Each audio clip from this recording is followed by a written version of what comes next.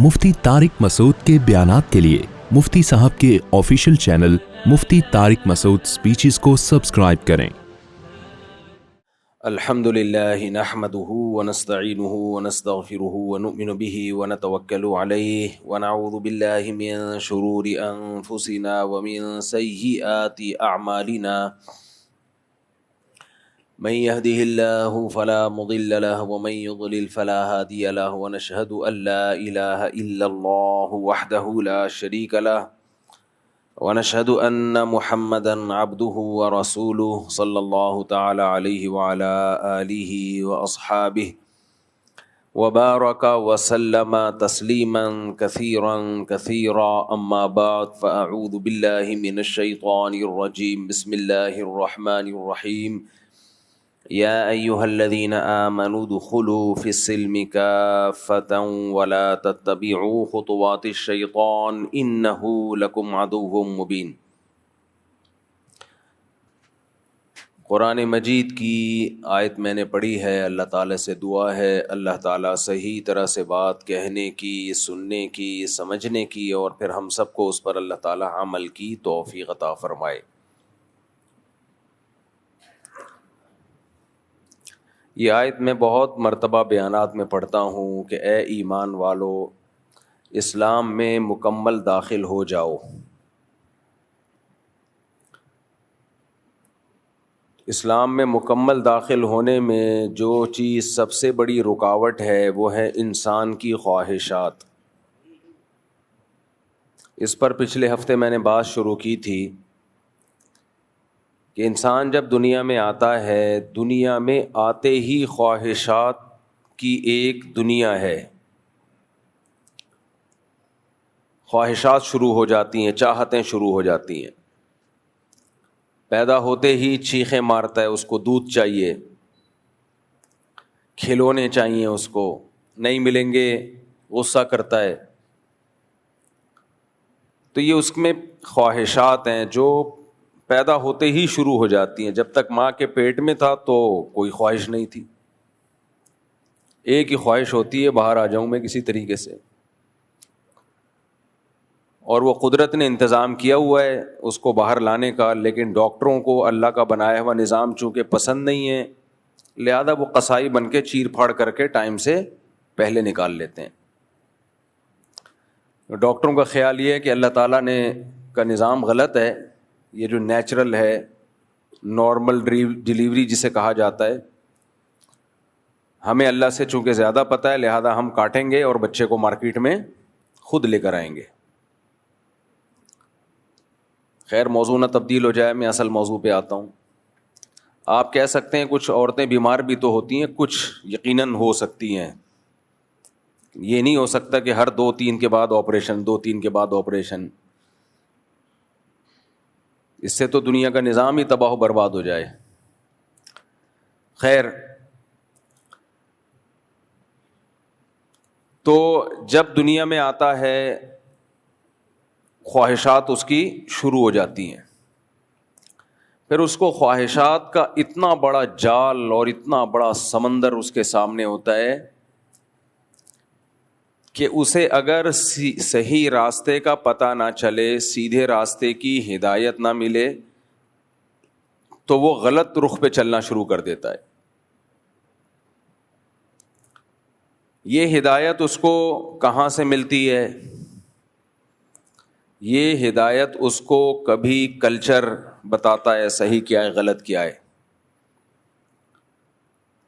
उसका ख़ानदान भी बता रहा होता है, उसके दोस्त अहबाब उसको गाइड कर रहे होते हैं। यानी पहले दिन से उसको गाइडेंस मिलना शुरू। कुछ बाज़ दफ़ा उसकी अक़ल भी हिदायत दे रही होती है उसको, वो बता रही होती है ये सही है ये गलत है। तो बहुत सारे असबाब मिल के उसको सुधारने की भी कोशिश करते हैं और बिगाड़ने की भी कोशिश करते हैं। ये दोनों कोशिशें एक साथ हो रही होती हैं। अच्छा, वो क्या करता है, इंसान के अंदर ये टेक्निकल फॉल्ट है कि वो हर गाइडेंस को, हर हिदायत को सीधा रास्ता समझ के ले रहा होता है। حالانکہ وہ ہر ہدایت سیدھا راستہ نہیں ہوتی. ہندو کے ہاں جب بچہ پیدا ہوتا ہے تو وہ دیکھتا ہے, اسے نہیں پتا کہ میں نے عبادت کرنی ہے نہیں کرنی ہے تو کتنے معبود ہیں, پتھر کی عبادت کرنی ہے یا ایک خدا کی عبادت کرنی ہے, اسے کچھ معلوم نہیں ہے.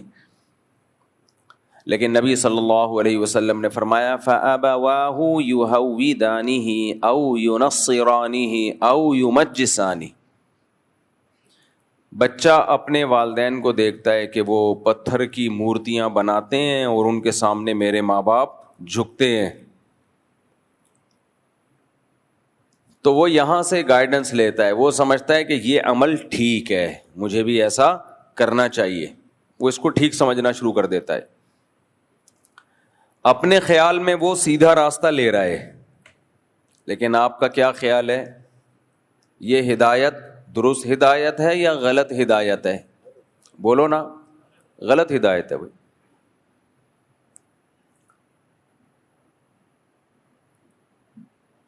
پھر تھوڑا سا وہ بڑا ہوتا ہے, دیکھتا ہے دنیا میں نشہ بھی چل رہا ہے, اس کا دوست شراب پی رہا ہے, اس کے پڑوسی شراب پی رہے ہیں, سب پیتے ہیں, تو وہ کہتا ہے ہم بھی ٹرائی مارتے ہیں. وہ بھی کیا کرتا ہے, وہ بھی پینا شروع کر دیتا ہے.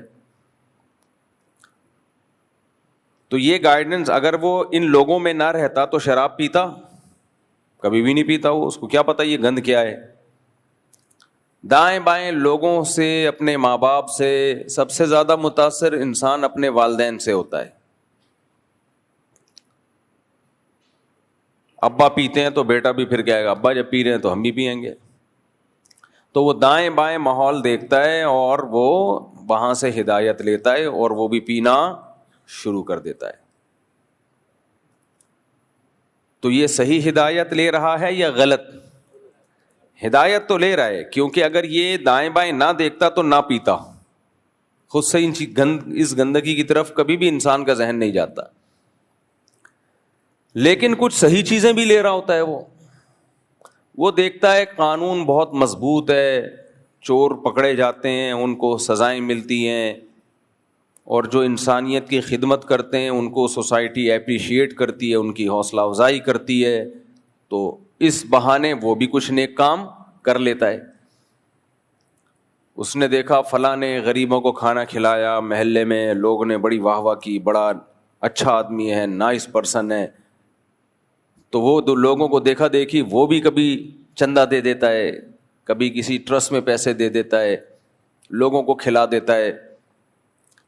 تو یہ ہدایت بھی اس نے کہاں سے لی ہے؟ بولو, خود سے نہیں, پبلک کو دیکھا اس نے. تبھی جن کے باپ دادا سخی ہوں اکثر بچے بھی ان کے سخی ہوتے ہیں, کیونکہ یہ والے ہدایت گائیڈنس انسان سب سے زیادہ اپنے باپ اور اپنی ماں سے لیتا ہے. ہر طرح کی ہدایت. مذہب اپنے ماں باپ سے لے رہا ہے تو باقی کیا رہ گیا بھائی؟ جب مذہب ماں باپ سے لے لیا تو باقی کیا رہ گیا؟ یہ جو غیر مسلموں میں زنا اتنا عام ہو گیا نا, اس کی وجہ یہ کہ نکاح ختم تو پیدا ہی بچہ گرل فرینڈ سے ہو رہا ہے. تو زنا سے جب بچہ پیدا ہو رہا ہے تو بچہ پھر آگے نسل تو زنا سے ہی چلائے گا نا. وہ میں نے ایک بیان کیا تھا, اس پہ شارٹ کلپ لازمی بنا دینا. میں نے ایک بیان کیا تھا, کسی نے مجھ سے سوال پوچھا کہ میری ایک گرل فرینڈ تھی, اس سے بچہ پیدا ہو گیا, پھر میں نے اس گرل فرینڈ سے شادی کر لی, تو کیا وہ بچہ میرا کہلائے گا؟ اس کا میں نے جواب دیا تھا نہیں,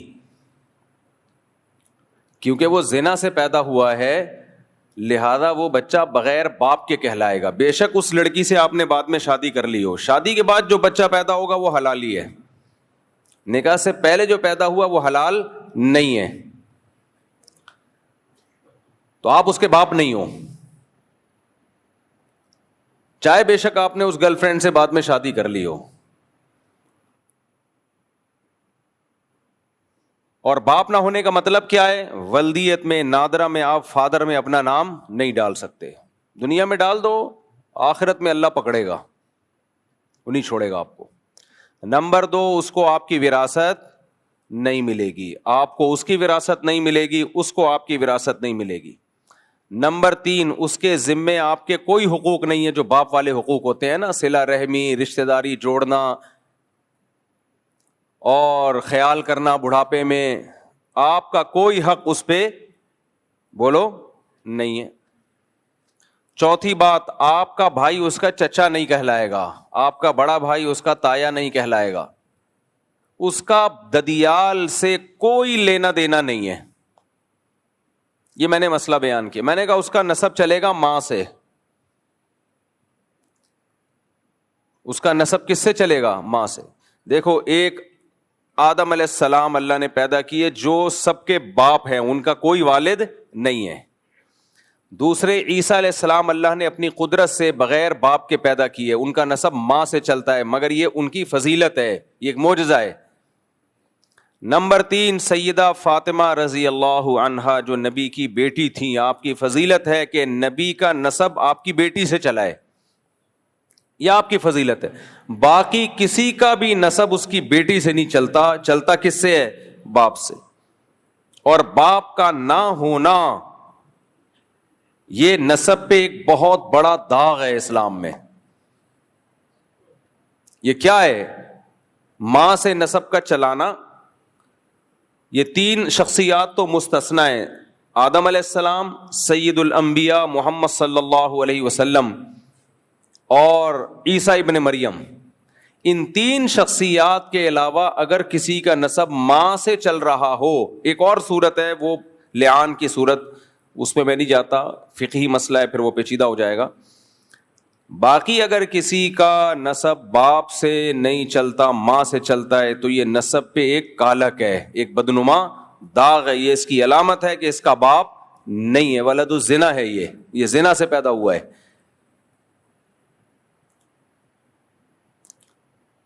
اب میں نے جب یہ مسئلہ بیان کیا کہ بھئی اس کا نسب چلے گا ماں سے، وراثت ملے گی کہاں سے؟ ماں سے، تو میں حیران ہوں لوگوں کے نیگیٹو کمنٹس دیکھ کے۔ لوگوں نے کہا کہانی باز ملا، کہانی باز مولوی، علم نہیں ہے۔ میں حیران ہوں، اسلام کی بیسک چیزوں کو بھی لوگوں نے بھلانا شروع کر دیا ہے۔ اب اسلام کی بنیادی چیزوں کو بھی، حلال بچے میں حرام بچے میں زمین آسمان کا فرق ہے بھائی۔ لوگ کہتے ہیں اس بچے کا کیا قصور ہے، تو ہم اس بچے کو گنہگار نہیں کہہ رہے، ہم اس بچے کو جہنمی نہیں کہہ رہے، اس کا واقعتاً کوئی قصور نہیں ہے، لیکن اس باپ کا تو قصور ہے نا، جو میڈیکلی تو باپ ہے، شرعی باپ نہیں ہے، اس کا تو قصور ہے، اس نے زنا کیوں کیا، لہذا تم سے اس کا کوئی نسب نہیں چلے گا، تم اس کو اپنے کھاتے میں نہیں ڈال سکتے۔ یہ وہ بچہ ہے جس کا کوئی باپ نہیں ہے۔ انگریز تو مانتے ہیں باپ ہے، اسلام کہتا ہے اس کو اسلام باپ نہیں مانتا، باپ وہی ہوتا ہے جو حلال کا ہو، اسلام نہیں مانتا اس کو باپ۔ زانی کے پانی سے جو بچہ پیدا ہو اس کی نسبت اسلام میں زانی کی طرف نہیں ہوتی۔ اسلام میں خاندان کا ہونا، نسب کا ہونا، یہ بہت بڑی حیثیت ہے، اس کی بہت بڑی ویلیو ہے، اور یہ نکاح سے وجود میں آتے ہیں، زنا سے وجود میں نہیں آتے۔ کیوں؟ بار بار ایک مثال دیتا ہوں، گدھے گھوڑے کے ہاں باپ نہیں ہوتے، ماں ہوتی ہے، کیونکہ گدھے گھوڑوں کا گدھی اور گھوڑی کے ساتھ فزیکل ریلیشن ہوتا ہے، شادی بیاہ نہیں۔ کبھی آپ نے اپنے گھوڑے کا تعارف کروایا؟ یہ میرا گھوڑا ہے، یہ اس کا باپ ہے، یہ اس کا دادا ہے، یہ اس کا چاچا ہے، تعارف کروایا؟ یا گدھے کا یہ میرا گدھا ہے، یہ میرے گدھے کا باپ کا نہیں پتا ہوتا بھائی،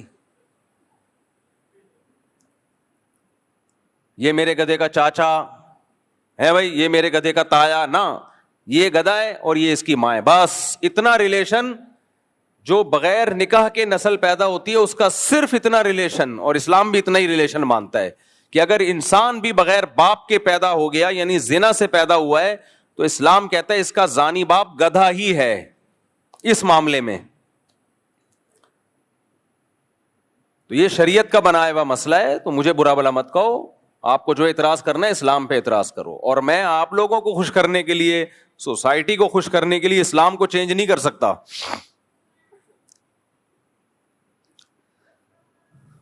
اسلام کو چینج کرنا ہوتا نا، میں 4 شادیوں پہ بات ہی نہیں کرتا، کیونکہ لوگ خوش نہیں ہوتے اس سے، جو پڑھے لکھے لوگ ہیں نا، جناب پروفیسر غامدی صاحب نے بیان دیا ہے بھی 4 شادیوں کے خلاف. انہوں نے بڑے اپنے ہی وہ جو ان کا ایک اچھا اسٹائل ہے بات کرنے کا, اس اسٹائل میں انہوں نے کہا ہے کہ وہ میں اس لیے پیش کر رہا ہوں آپ کے سامنے, اس کے نیچے پازیٹیو کمنٹس, لوگوں کے کمنٹس کیا تھے کہ یہ ہوتے ہیں پڑھے لکھے لوگ.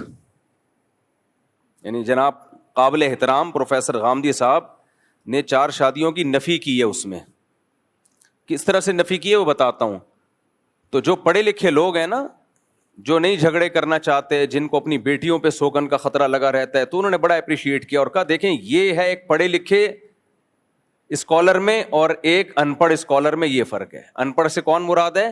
ہم جیسے لوگ, اور پڑھے لکھے وہ تو ہیں ہی, لمس یونیورسٹی کے پروفیسر ہیں, پڑھے لکھے کیوں نہیں ہوں گے. تو اس میں انہوں نے دلیل یہ دی ہے کہ یہ جو اسلام میں قرآن میں ہے نا 4 شادیاں, یہ تو غزوہ احد میں شہید بہت سارے صحابہ ہو گئے تھے تو ضرورت پڑ گئی تھی, لڑکیاں زیادہ ہو گئی تھیں, مرد کم ہو گئے تھے, اس ضرورت کے لیے اجازت دی گئی کہ بھئی یہ کام کر سکتے ہو. ضرورت کی وجہ سے اجازت دی گئی کہ یہ کام کر سکتے ہو, ورنہ یہ کوئی دائمی حکم یا ترغیبی حکم نہیں ہے اسلام کا. ضرورت کے موقع پر اس پیکج سے فائدہ اٹھایا جا سکتا ہے. جیسے پیکج ہوتا ہے نا کہ بھئی یہ ضرورت کے وقت آپ کا یہ بھی ایک پیکج ہے, تو یہ کوئی ایسی چیز نہیں ہے جس پہ بیانات کیے جائیں, لوگوں کو ترغیب دی جائے.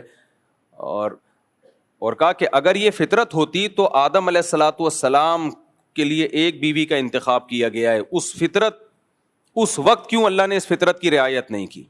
ہم کہتے ہیں نا مرد کے لیے ایک سے زیادہ بیوی رکھنا یہ مرد کی نیچر ہے.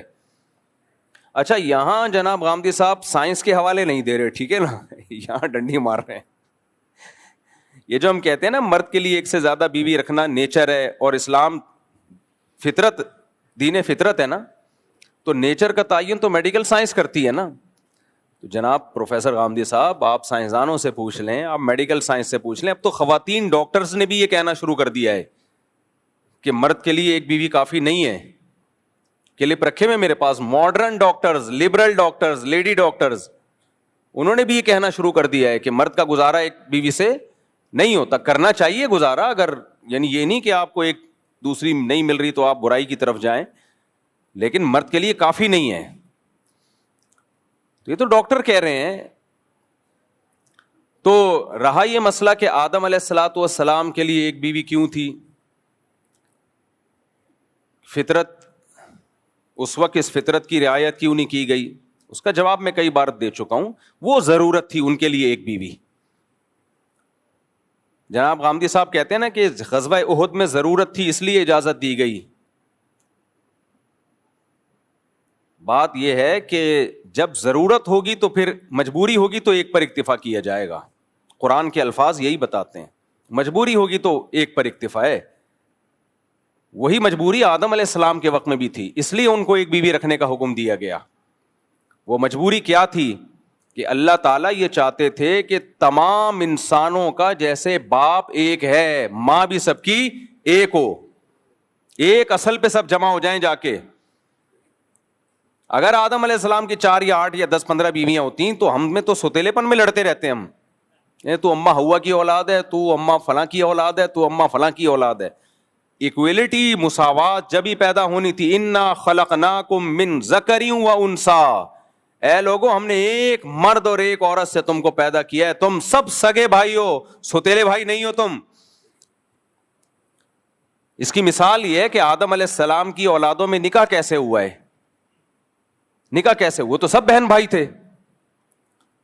کزن تو بعد میں بنے ہیں نا وہ, تو آگے نسل کیسے چلے گی؟ نسل اسی طرح چلے گی کہ جڑواں بہن بھائی کو سگا بہن بھائی قرار دیا گیا, اور جو جڑوے نہیں ہوئے ان کو ایک دوسرے کے بہن بھائی قرار نہیں دیا گیا, ان کو ان سے نکاح کی اجازت دی گئی. آج ایسا نہیں ہو سکتا. اب اسی دلیل سے کوئی یہ کہے کہ جی میں اپنی بہن کے ساتھ ایک ہی پیٹ سے پیدا ہوا ہوں, جڑواں ہم ٹوئنز ہیں, لہذا یہ تو میری بہن ہے, اور جو میرے بعد اگلے سال میرا بھائی ایک بہن کے ساتھ پیدا ہوا وہ میری بہن نہیں ہے, میرا اس سے نکاح جائز ہے. علماء کیا کہیں گے؟ یہ غیر فطری ہے, یہ نیچرل نہیں ہے, بہن سے شادی غیرت کے خلاف. تو وہ جواب میں کہہ سکتا ہے آدم علیہ السلام کے یہاں پھر نسل کیسے چلی ہے, ان کی اولادوں نے کس سے شادیاں کی ہیں؟ کزن تھی اس وقت, کوئی بہنیں ہی تھیں, تو یہی کہا جائے گا وہ بھائی اس وقت ضرورت تھی نسل چلانے کی, تو اسی کو بہن قرار دیا گیا جو جڑواں پیدا ہوئی ہے بھائی کے ساتھ. جو بھائی کے ساتھ پیدا نہیں ہوئی اس کو نامحرم قرار دیا گیا. لیکن اب یہ ضرورت ختم, اب آپ کے ماں ایک ہو باپ ایک ہو, ماں الگ ہو باپ ایک ہو, باپ الگ ہو ماں ایک ہو, سوتیلے بہن بھائی کو بھی بہن بھائی قرار دے دیا. حتیٰ کہ آپ نے کسی خاتون سے شادی کی, اس کی بیٹی کو بھی آپ کی بیٹی قرار دے دیا گیا, تو وہ ضرورت ختم ہو گئی ہے. تو اللہ کا شکر ہے ہم جاہل ہی اچھے ہیں, الحمدللہ ان پڑھ ہی اچھے ہیں, اللہ کا فضل ہے. کیونکہ ہم جو اگر یہ ماڈرن اسلام کی طرف چلے گئے نا, تو اس ماڈرن اسلام نے جو آج کے اسکالرز نے لوگوں کی آسانی کے لیے اسلام کو چینج کرنا شروع کر دیا ہے, تو ہم بھی چینج کر کے وہی حشر کرتے اس دین کا جو یہود و نصارہ نے کیا ہے. تو اس لیے مجھے یہ کہنے میں کوئی شرم نہیں آتی کہ اسلام میں اصل 4 شادیاں ہی ہیں, آپ میں تپڑ نہیں ہے, تو اسلام کو چینج کرنے کی کوشش مت کرو. بس قرآن کے الفاظ دیکھو, ان خفتم اللہ تقسطوا فی الیتامی, اگر تمہیں خوف ہو کہ تم یتیم بچیوں میں عدل نہیں کر سکتے, فانکحوا ما طاب لکم من النساء مثنی وثلاث ورباع, تو جو تمہیں پسند آئے ان میں 2 2 3 3 4 4 سے نکاح کرو. 2 سے تو اللہ شروع کر رہے ہیں. فإن خفتم اللہ تعدلوا, اگر خوف ہو کہ عدل نہیں کر سکتے, یعنی اصل مسئلہ تو وہی ہے کہ زیادہ کرو, لیکن اگر تمہارے اندر تپڑ نہیں ہے. اب غامدی صاحب یہ تپڑ جیسے الفاظ استعمال نہیں کرتے, اچھی بات ہے, ہم تو بھائی دیسی لوگ ہیں, ہم تو اسی طرح بیان کریں گے. تمہارے اندر بسوں کے پیچھے ہم نے یہی پڑھا ہے, تپڑ ہے تو پاس کر ورنہ برداشت کر. کیا خیال ہے؟ تو ہم تو وہی بتائیں گے جو, ابھی ہمارا قصور تھوڑی ہے کہ ہماری زبان ایسی ہو گئی. غامدی صاحب لمک یونیورسٹی میں رہے ہیں, ان کی زبان میں بڑی شائستگی ہے, تپڑ پپڑ جیسے الفاظ نہیں آ رہے ہوتے. بھائی ہم نے بھی ایس ایم سائنس کالج میں پڑھا ہے, اور جب ہم جاتے تھے تو بسوں کے پیچھے ہمیں یہی نظر آتا تھا, تپڑ ہے تو پاس کر ورنہ برداشت کر. اب جو پڑھا ہے وہی بیان کریں گے نا, کیا خیال ہے بھائی؟ تو یہ ہمارا قصور نہیں ہے بھائی, جو سوسائٹی میں جو چیز نظر آ رہی ہوتی ہے. ہاں بیان ہم اسٹائل ہمارا یہ ہوگا, بیان ہمارا غلط نہیں ہوگا. بیان ہم نے قرآن و سنت میں جو پڑھا ہے, 8 سال مدرسوں میں بیٹھ کے اور پڑھا, اس میں قرآن و سنت ہے. مدرسے والوں نے اپنا کچھ نہیں پڑھا جہاں میں, تو بیان ہم وہ کریں گے, بیان انشاءاللہ غلط نہیں کریں گے ہم. تو اسٹائل ٹھیک ہے, ہم بھی مرتے ہیں غامدی صاحب کے اسٹائل ماشاءاللہ بڑا اچھا اسٹائل ہے, لیکن سب کچھ اسٹائل نہیں ہوتا میرے بھائی. پہلے بات میں وزن دیکھا جاتا ہے کہ آپ اجماع امت کے خلاف بات کر رہے ہیں, آپ پوری امت سے ہٹ کے ایک الگ چیز لے کر آ رہے ہیں, اور پھر اس کی تفسیر بھی آپ غلط کر رہے ہیں. اب یہاں پروفیسر غامدی صاحب, میرا موضوع 4 شادیاں نہیں ہے, لیکن اب بات آ گئی ہے تو میں بتا دوں نا, میں یہ 4 شادیاں کی فضیلت ثابت کرنے کے لیے نہیں کر رہا, وہ تو میں 20 دفعہ کر چکا ہوں بیان. میں صرف یہ بتانے کے لیے کہ کہاں جناب پروفیسر غامدی صاحب گڑبڑ کرتے ہیں اور سادہ لوح عوام اس گڑبڑ سے متاثر ہو جاتی ہے. دلائل کی دنیا میں وہ اتنی مضبوط بات نہیں ہوتی. اب میں مثال دیتا ہوں. ایک تو غزوہ احد کا واقعہ بیان کر دیا. پہلی بات, آپ نے جو اس آیت کی تفسیر میں کہا کہ غزوہ احد میں ایسا ہوا تھا اس لیے اجازت دے دی گئی, تو یہ تو آپ نے حدیث سے لیا ہے. ایک طرف آپ کہتے ہیں حدیث ایک تاریخی کتابیں ہیں, وہ حجت نہیں ہے. یہ ان کا کلپ موجود ہے کہ حدیث تو ایک تاریخ کی کتاب ہے. اگر یہ ہسٹری کی کتاب ہے, تاریخ کی کتاب ہے, ہم بھی مانتے ہیں تاریخ کی کتاب ہے, لیکن کس کی ہسٹری ہے؟ پیغمبر کی باتیں اس میں. ہسٹری اگر مستند ذریعے سے ہم تک پہنچی ہو تو مانی جائے گی یا رد کیا جائے گا؟ مانی جائے گی. تو نبی کی ہسٹری اگر اس میں بیان ہو رہی ہے اور نبی کے اقوال بیان ہو رہے ہیں, تو ہم اس کو کیسے رد کر سکتے ہیں؟ وہ نبی کے آرڈرز ہیں. تو آپ نے کیا کیا کہ جب وہ حدیث آپ کے فیور میں جا رہی ہے تو آپ اس حدیث سے استدلال کر رہے ہیں, اور جب وہ آپ کے فیور میں نہیں ہے تو آپ کہتے ہیں یہ حدیثیں تاریخ کی کتابیں ہیں. تو قرآن میں کہاں لکھا ہے کہ یہ غزوہ احد کے موقع پہ ایسا ہوا تھا؟ یہ تو حدیث سے ہے. اور سیدہ عائشہ رضی اللہ تعالی عنہا اس حدیث کی کیا تفسیر کرتی ہیں؟ بخاری میں وہ تفسیر موجود ہے. اگر آپ نے حدیث ہی لینی ہے تو بخاری کی حضرت عائشہ کی تفسیر لیں. حضرت عائشہ فرماتی ہیں کہ پہلے زمانے میں, یعنی نبی کے دور میں, ایسا ہوتا تھا کہ یتیم بچیاں کسی شخص کی کفالت میں ہوتی تھیں, وہ چاہتا تھا اس یتیم بچی سے شادی کرنا. جیسے کوئی نامحرم بچی لے کے پال لی, اب وہ جب جوان ہو رہی ہے تو دل چاہ رہا ہے کہ میں ہی اس سے نکاح کر لوں. تو وہ کیا کرتے تھے, اس بچی کا جتنا مہر بنتا تھا نا اتنا نہیں دیتے تھے, کم مہر.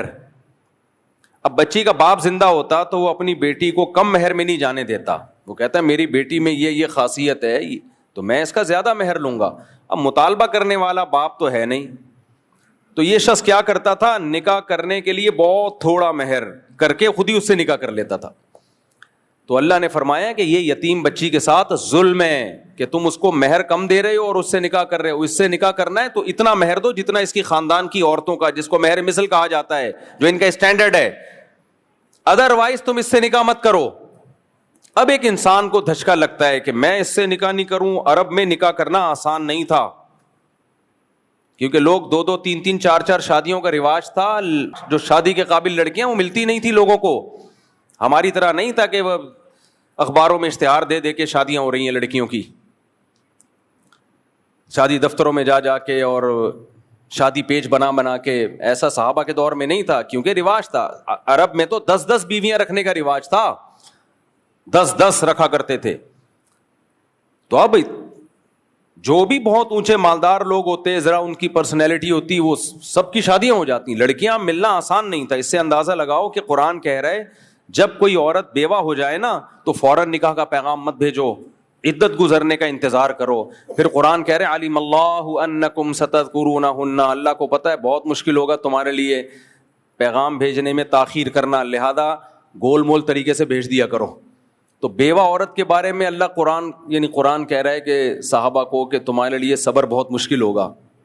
یہ بیوہ عورت کے بارے میں, یعنی اس کو فوراً سب لوگ پیغام بھیجیں گے تو تم بھی گول مول بھیج دو, سراہتاً نہ بھیجو, عدت کا انتظار کرو. آج ہے ایسا؟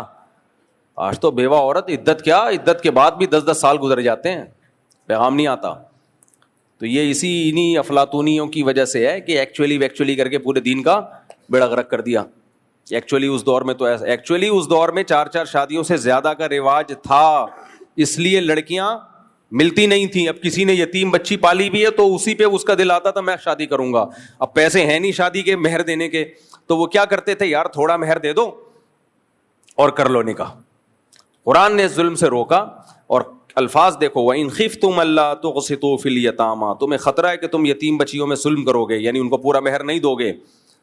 تو اللہ کہتے ہیں فَانْكِحُوا مَا طَابَ لَكُم مِّنَ النِّسَاءِ, دیکھو پھر اس سے نکاح مت کرو, تمہارے پاس تو اتنی گنجائشیں ہیں, ان کے علاوہ 2 3 4 عورتوں سے نکاح کرو. تو جس مذہب نے 2 3 4 عورتوں سے نکاح کی تمہیں پرمیشن دی ہو, تمہیں کیا ضرورت ہے کہ اسی سے کرو؟ پھر کیا ضرورت ہے اسی سے کرو؟ اس کی مثال ایسے ہے جیسے آپ بچے کو, یا ہم شوگر کے مریض کو منع کرتے ہیں مٹھائی کھانے سے, وہ پھر بھی لڈو کی طرف ہی بڑھ رہا ہے.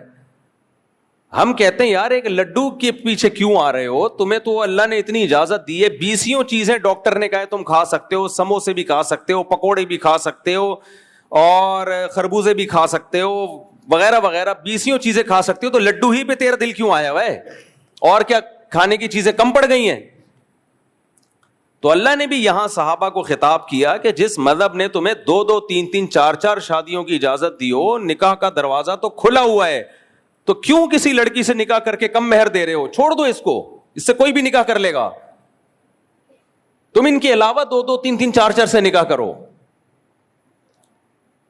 ہاں, اس آیت نے 4 سے زیادہ پہ پابندی لگا دی ہے. اس آیت کے بعد اور پھر نبی کی دیگر حدیثیں بھی ہیں, ان سے پتہ چلتا ہے کہ اسلام میں 4 سے زیادہ الاؤ نہیں ہے, اور وہ بھی حدیثوں سے پتہ چلتا ہے, قرآن سے نہیں پتہ چلتا واضح طور پہ. اگر آپ حدیث کو حجت نہیں مانتے, آپ کہتے ہو حدیثیں تاریخی کتاب ہیں, تو جناب قابل احترام پروفیسر غامدی صاحب سے میں کہوں گا پھر آپ کوئی آیت دکھاؤ جس میں آتا ہے کہ اسلام نے 4 پہ بند کیا ہو. اس سے تو یہ پتا چل رہا ہے 2 3 4 سے کر سکتے ہو, اس سے زیادہ کیا ہے, اس سے تھوڑی پتا چل رہا ہے. یہ تو حدیث سے پتا چلتا ہے کہ اس سے زیادہ آپ نہیں کر سکتے. اور اگر ہم یہ مان لے بھی لیتے ہیں کہ غزوہ احد میں ایسا ہوا تھا, یتیم بچیاں ہو گئی تھیں, ان پہ ظلم ہو رہا تھا, اس وجہ سے اسلام نے کہہ دیا 2 3 4 سے نکاح کرو تاکہ یہ ظلم ختم ہو, تو کیا آج ظلم نہیں ہو رہا؟ پہلے زمانے میں ظلم یہ ہو رہا تھا کہ یتیم بچی کی شادی تو ہو رہی ہے, مہر کم مل رہا ہے. آج شادی ہی نہیں ہو رہی, اور مہر کیا جہیز دے کے بھی نہیں ہو رہی. سمجھ رہے کہ نہیں سمجھ رہے؟ पॉइंट टू बी नोटेड है ये English, point to be noted. वो क्या है पॉइंट टू बी नोटेड? वो पॉइंट ये है कि आज भी अगर आप सोसाइटी में 2, 3, 4 शादियों का रिवाज नहीं डालते तो भी यतीम बच्चियों पे जुल्म ही होता है। पहले जुल्म ये हो रहा था कि अच्छे से अच्छा रिश्ता मिल रहा है लेकिन उसको उतना मेहर नहीं दे रहा जितना उसका हक बनता है। आज पहली बात, लोगों ने एक एक रखी हुई है, लड़कियां इतनी ज्यादा हो गई हैं हमारी सोसाइटी में कि एजुकेटेड लड़कियों की शादी नहीं हो रही, यतीमों को तो कोई वैसे ही पूछता नहीं। और यतीम बच्ची का अगर अच्छा रिश्ता मिल जाए, क्वालिफाइड, कोई डॉक्टर, इंजीनियर, कोई लम्स यूनिवर्सिटी का प्रोफेसर, ऐसे अच्छे कोई खानदानी लोग मिल भी जाएं, जनाब प्रोफेसर गामदी साहब जैसे और उनके दामाद जैसे खानदानी लोग अगर मिल भी जाएं तो भी मेरे भाई उनको मेहर देना तो दूर की बात, वो जहेज दे रही हो फिर भी नहीं कर रहा होता कोई, यानी मिल ही नहीं रहा। तो आज ज्यादा जुल्म हो रहा है। इसलिए सोसाइटी में आप 2, 3, 4 शादियों का रिवाज आम करेंगे तो फिर लड़कियां, जब निकाह के काबिल लड़कियां खत्म हो जाएंगी, जब खत्म होंगी तो मर्द रोडे नापते फिरेंगे फिर कि हमें बीवी चाहिए, और जब वो रोड नापेंगे तो फिर शादी लड़की की मर्जी पे होगी, आपकी मर्जी पे नहीं होगी। सप्लाई और डिमांड का उसूल जनाब गामदी साहब ने मुझसे ज्यादा पढ़ा होगा लम्स यूनिवर्सिटी में। जिस चीज की सप्लाई ज्यादा हो, डिमांड कम हो, उसकी वैल्यू बढ़ती है या गिरती है? धड़ाम से नीचे आती है। जिसकी डिमांड ज्यादा, सप्लाई कम, उसकी वैल्यू बढ़ती है। इस्लाम ने हर मर्द को 4 शादियों की तरगीब दी, सिवाय उनके जो कमजोर हैं, उनके अलावा हर मर्द को 4 शादियों की तरगीब दी, जबकि औरतें एक के मुकाबले में 4 पैदा नहीं होती हैं। इतना ग्रोथ रेशो थोड़ी है कि 1 करोड़ आबादी है तो 4 करोड़ लड़कियां, उसमें ग्रोथ रेशो बराबर ही रखा है। तो इससे क्या पता चलता है भाई, कोशिश हर शख्स 4 की करेगा, कामयाब नहीं होगा इसमें। कुछ 2 कर लेंगे, बहुत कम होंगे जो 4 कर पाएंगे अभी, क्योंकि ये एक तरफा काम नहीं है। वो भी तो राजी होगी ना सामने वाली, तो वो क्यों आपकी दूसरी बीवी बनेगी, क्यों आपकी तीसरी वाइफ बनेगी? वो आप में कोई सुरखाब के पर लगा, आप लम्स यूनिवर्सिटी के प्रोफेसर होंगे तो चौथी भी बन जाएगी आपकी, और मैट्रिक के भागे हुए होंगे तो पहली भी नहीं बनेगी। आज गामदी साहब ऐलान करें मैं 3 शादियां और करता हूं, दे दनादन रिश्ते ना आए, मेरा नाम बदल देना। क्यों? लड़कियां परेशान हैं कि हमें कोई खानदानी आदमी चाहिए। उनके लिए आपने मुसीबत खड़ी कर दी। सब एक एक लेके घूम रहे हैं, एंजॉय कर रहे हैं लाइफ को, देखो माशाल्लाह। अबे जो बाकियों का बेड़ा गर्क हो रहा है, लम्स यूनिवर्सिटी की प्रोफेसर लड़कियां वो मैट्रिक के भगोड़े से शादी कर रही हैं।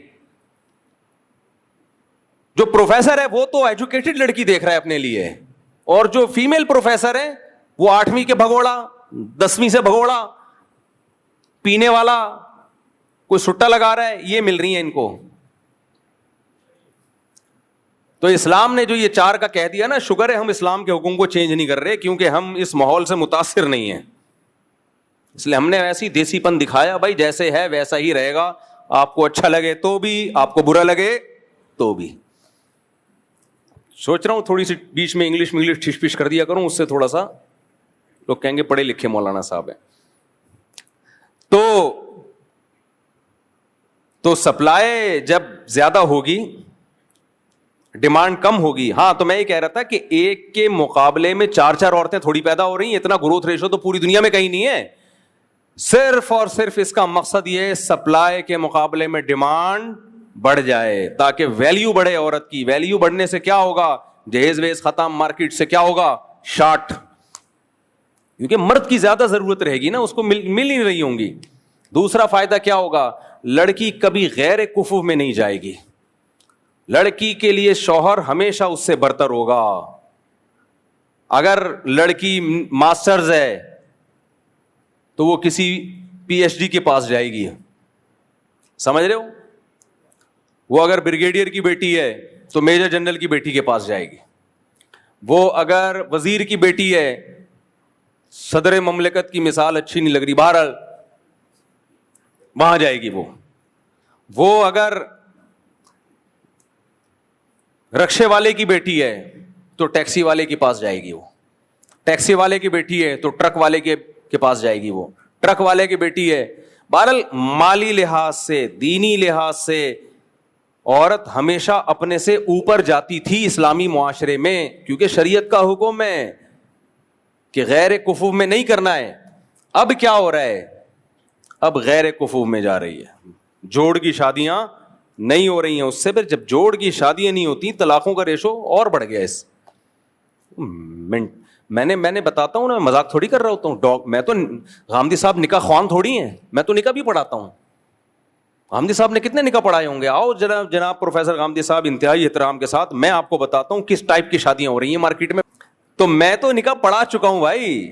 آؤ کبھی ہم آپ کو دکھائیں جو نکاح ہو رہا ہے. اس میں لڑکی ڈاکٹر ہے, لڑکا 8ویں سے بھاگا ہوا, 8ویں بھی کمپلیٹ کر لیتا تو خوشی ہوتی.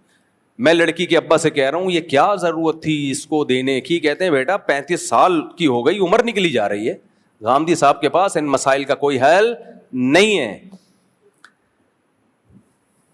ایک بات کر دی بس, امت میں ایک چیز ڈال دی, لیکن اسٹائل پہ لوگ مرتے ہیں کہ دیکھو یہ ہوتا ہے پڑھے لکھے لوگوں کا اسٹائل. اور ایک مولوی بیٹھا ہوا ہے انڈا موڑ پہ, تپڑ ہے تو پاس کر ورنہ برداشت کر. مانتا ہوں بھائی ہمارا اسٹائل دیسی ہے. دیکھو ایک ڈاکٹر ریلائبل ڈاکٹر ہے, اس نے وہ علم میڈیکل سائنس باقاعدہ اس نے میڈیکل سائنس پڑھی ہے. آپ اس کے اسٹائل کو نہیں دیکھو گے, آپ علاج اسی سے کرواؤ گے. میں نے بد اخلاق ڈاکٹروں سے بھی لوگوں کو علاج کراتے ہوئے دیکھا ہے, بدتمیز ڈاکٹروں سے بھی. ڈانٹتے ہیں کلینک میں, مارتے ہیں, بھگاتے ہیں, بدتمیزی کرتے ہیں. میں لوگوں سے کہتا ہوں کیوں جاتے ہیں اس کے پاس, کہتے ہیں یار شفا اس کے ہاتھ میں, اس کی دوا سے بندہ ٹھیک ہو جاتا ہے. تو اخلاق بھی اچھی چیز ہے, ہونے چاہیے انسان میں. بات کرنے کا اسٹائل بھی اچھا ہونا چاہیے. یہ سب شریعت کی تعلیمات ہیں. اگر کسی عالم میں نہیں ہے, مجھ میں نہیں ہے, تو ایک عیب ہے, اس کو دور کرنا چاہیے. لیکن یہ نہیں ہو سکتا کہ مسائل آپ علماء یا مفتیان کرام کے علاوہ کسی اور سے پوچھنا شروع کر دیں. ہر چیز کا ایک پراپر طریقہ ہوتا ہے, پراپر وے میں علم حاصل ہوتا ہے. اس کے بعد انسان اس بات کے لائق بنتا ہے کہ وہ شرعی مسائل لوگوں کو بتائے. اس میں بھی گمراہ لوگ ہوتے ہیں, مولویوں میں بھی, لیکن اس میں پھر آپ نے دیکھنا ہے کہ اہل حق میں کون ہے اور گمراہ کون ہے. لیکن یہ نہیں ہو سکتا کہ جو جس کی فیلڈ ہے اس کے علاوہ سے آپ مسائل پوچھنا شروع کر دیں. تو اور بھی بہت کچھ ہے. حضرت عیسیٰ علیہ الصلوۃ والسلام کی حیات کا انکار, بخاری مسلم کی کتنی صحیح حدیثیں ہیں. عیسیٰ ابن مریم قرب قیامت میں نازل ہوں گے, قرآن کی کتنی آیتیں ہیں, کتنی واضح آیتیں ہیں. تو ابھی ٹاپک نہیں ہے میرا, لیکن یہ بیچ میں ایک بات آ گئی تو اس لیے میں نے اس پہ بات کر لی ہے. تو میں آپ سے یہ کہہ رہا تھا کہ بھائی ہم جو قرآن و سنت ہے وہ بیان کریں گے, آپ کو اچھا لگے تو بھی بیان کریں گے, اچھا نہیں لگے تو بھی. تو میں اس پہ بیان کر رہا تھا کہ گرل فرینڈ سے اگر بچہ پیدا ہوتا ہے تو گوروں کے ہاں تو ڈی این اے سے پتہ چل جائے کہ جمشید کا ہے تو وہ جمشید کا کہتے ہیں. اسلام کہتا ہے ڈی این اے سے بھی پتہ چل گیا, وہ اس بندے نے بھی مان لیا کہ میرا ہے, پھر بھی اسلام اس کو آپ کا نہیں مانتا, کیونکہ وہ زنا سے پیدا ہوا ہے, وہ نکاح سے پیدا نہیں ہوا. تو میں یہ عرض کر رہا تھا, اس پہ لوگوں نے بہت سارے میرے خلاف نیگیٹو کمنٹس کہ اس مولوی کو دیکھو کہانی باز, ایک اور کہانی بیان کر دی اس نے. تو حیرت ہوتی ہے کہ جو اسلام کے جو متفقن علیہ, جس پر پوری امت کا ہمیشہ سے اجماع چلا آ رہا ہے, الولد للفراش, حدیث میں آتا ہے بچہ تمہارا جب ہوگا جو تمہاری بیوی سے پیدا ہو. گرل فرینڈ بیوی تھوڑی ہوتی ہے. ہاں اس بچے کا کیا قصور ہے, تو ہم اس بچے کو کچھ تھوڑی کہہ رہے ہیں. وہ بچے کا نسب ماں سے چلے گا اور اس کو وراثت ماں سے ملے گی, باپ سے نہیں. وہ باپ کو شریعت باپ نہیں مانتی. یورپ امریکہ میں ایسا بہت ہو رہا ہے, کمپلین آتی ہیں. ایک خاتون نے بتایا کہ میرا شوہر نے اپنی گرل فرینڈ کے بچے کو سے بچہ پیدا ہوا, وہ اب گرل فرینڈ تو چھوڑ چھاڑ کے کہیں چلی گئی, تو وہ بچہ بھی میرے پاس لا کے ڈال دیا کہ تم اس کو پالو. میں نے کہا ایک تو آپ کے وہ ہسبینڈ کا بچہ ہے نہیں, وہ حرام سے یعنی پانی سے پیدا ہوا ہے وہ. دوسرا آپ کی ذمہ داری نہیں ہے, آپ اس کو حوالے کرو اپنے ہسبینڈ کے, بولو بھائی یہ اسلام تو اس کو آپ کا باپ بھی نہیں مانتا, یعنی اسلام آپ کو اس کا باپ نہیں مانتا, یا آپ بھی اس کے باپ نہیں, اس کو اس کی ماں کے حوالے کرو. لوگ کہتے ہیں پھر ماں بیچاری کا کیا قصور ہے جو بغیر باپ کے اپنا بچہ پالے. ماں بیچاری کا کیا قصور ہے جو بغیر باپ کے بچے کو پالے. اس کو بیچاری کہتے ہوئے تمہیں شرم نہیں آتی؟ پورا حرام بچہ پیدا کر لیا, ابھی بھی بیچاری ہے وہ. ایک طرف ہو جاؤ, یا انگریز کے بچے بن جاؤ یا اسلام میں آ جاؤ. آج کل ہماری عدالتیں بھی نا پورا یورپ کو فوکس کر رہی ہیں, خواتین کے رائٹس کے معاملے میں بھی, ہر چیز میں. میں کلپ دیکھ رہا ہوتا ہوں وکیلوں کے, عدالتوں میں مرد کی کوئی حیثیت نہیں ہے. خوب سمجھ لو, شادی شدہ مرد کی بات کر رہا ہوں. تم اس وقت تک طاقتور ہو جب تک کما رہے ہو, یا تم نے حرام کاری کے لیے گرل فرینڈ رکھی ہوئی ہے, اس وقت تک تم سر اٹھا کے جیو. جس دن تمہاری شادی ہوئی اور تمہارا بیوی سے اختلاف ہو گیا نا, تو ہماری عدالتوں میں جتنے قوانین ہیں فل سپورٹ کر رہے ہیں عورت کو. تمہاری 2% کی حیثیت نہیں رہے گی. 2%. کیا مطلب؟ تم نے بیوی کو زنا کرتے ہوئے دیکھ لیا, کورٹ میں جاؤ گے کچھ بھی نہیں ہوگا. کورٹ تمہیں 2 چماٹ لگائے گی, چل بدتمیز دفعہ ہو یہاں سے. شرم نہیں آتی؟ بے غیرت. سمجھ رہے ہو؟ پھر آپ کے پاس آپشن کیا ہے کہ میں کون سا راستہ اختیار کروں. دیکھو, بیوی نے آپ کو زنا کرتے ہوئے دیکھ لیا, کورٹ جائے, ٹھک سے کھلا لے, نکل لے پتلی گلی سے, بچے بھی لے جائے, سارا خرچہ بھی لے جائے, اپنا بھی بچوں کا بھی. آپ نے دیکھ لیا تو اب کیا ہوگا؟ تیرا کیا ہوگا کالیا؟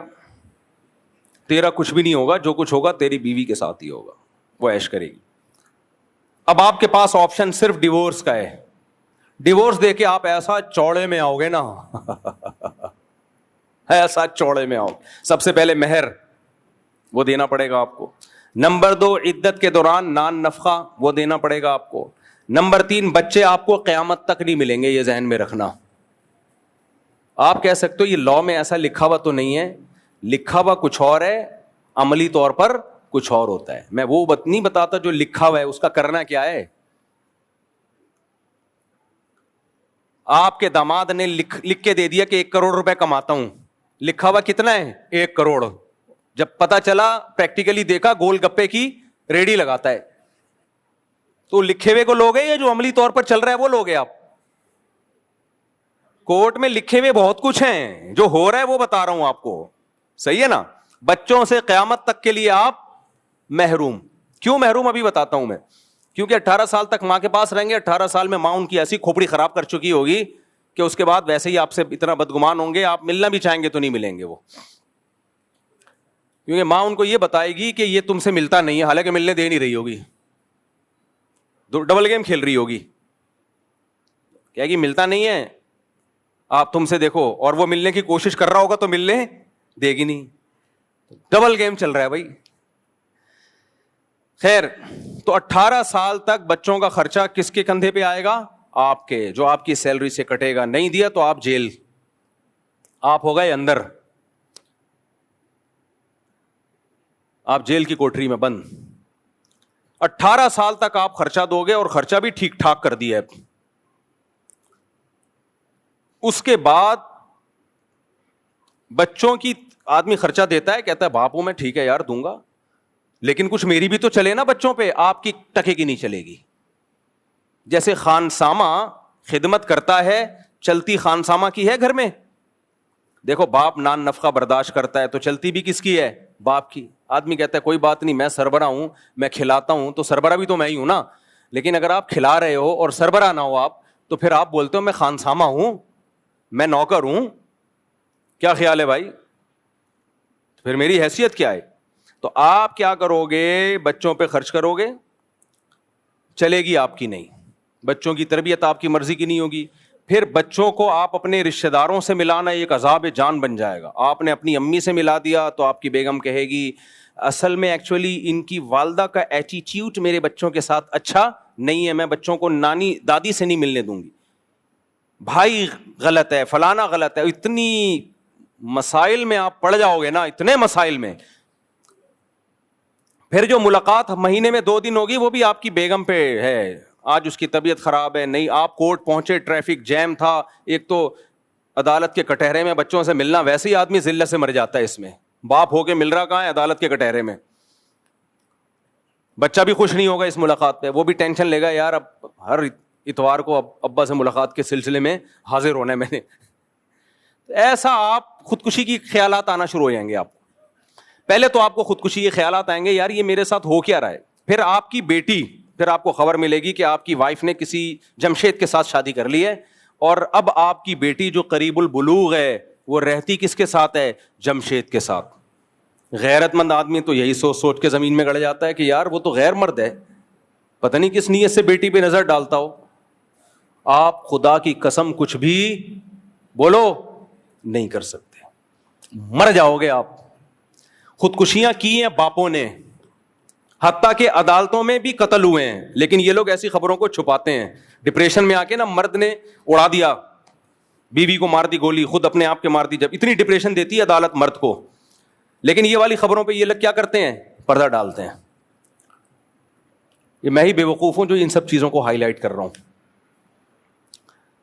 اس کے بعد پھر آپ کو خودکشی کے خیالات آئیں گے. آپ کو خیال آئے گا یا تو بیوی کو گولی مار دوں یا بچوں کو گولی مار دوں, سمندر میں لے کے بچوں کو کود گیا, بھگا کے خود کود گیا. یہ سب ہو رہا ہے. اور اگر آپ خدا کے عذاب سے ڈرتے ہو کہ خودکشی حرام ہے, تو پھر آپ بولو گے مفتی طارق مسعود کو گولی مار دوں جس کے کہنے پہ میں نے شادی کی تھی, اس نے مجھے پھنسایا ہے, اس نے ہمیں پھنسایا ہے. اس سب باتوں کا حاصل پتہ ہے کیا نکلا؟ یہ سارے قوانین ہماری اسمبلی میں بیٹھے ہوئے لوگ باہر سے کیوں لے رہے ہیں؟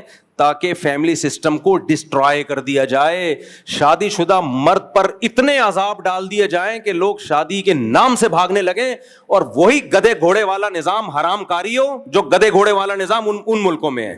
گدا گدی سے ریلیشن قائم کر کے نکل جائے. گرل فرینڈ رکھو, اس کو استعمال کرو سیکس کا انسٹرومنٹ بنا کے, اور جب دل بھر جائے ٹیشو پیپر استعمال سے پہلے اچھا ہوتا ہے, استعمال کے بعد ڈسٹ بن میں پھینکا جاتا ہے دوسری گرل فرینڈ.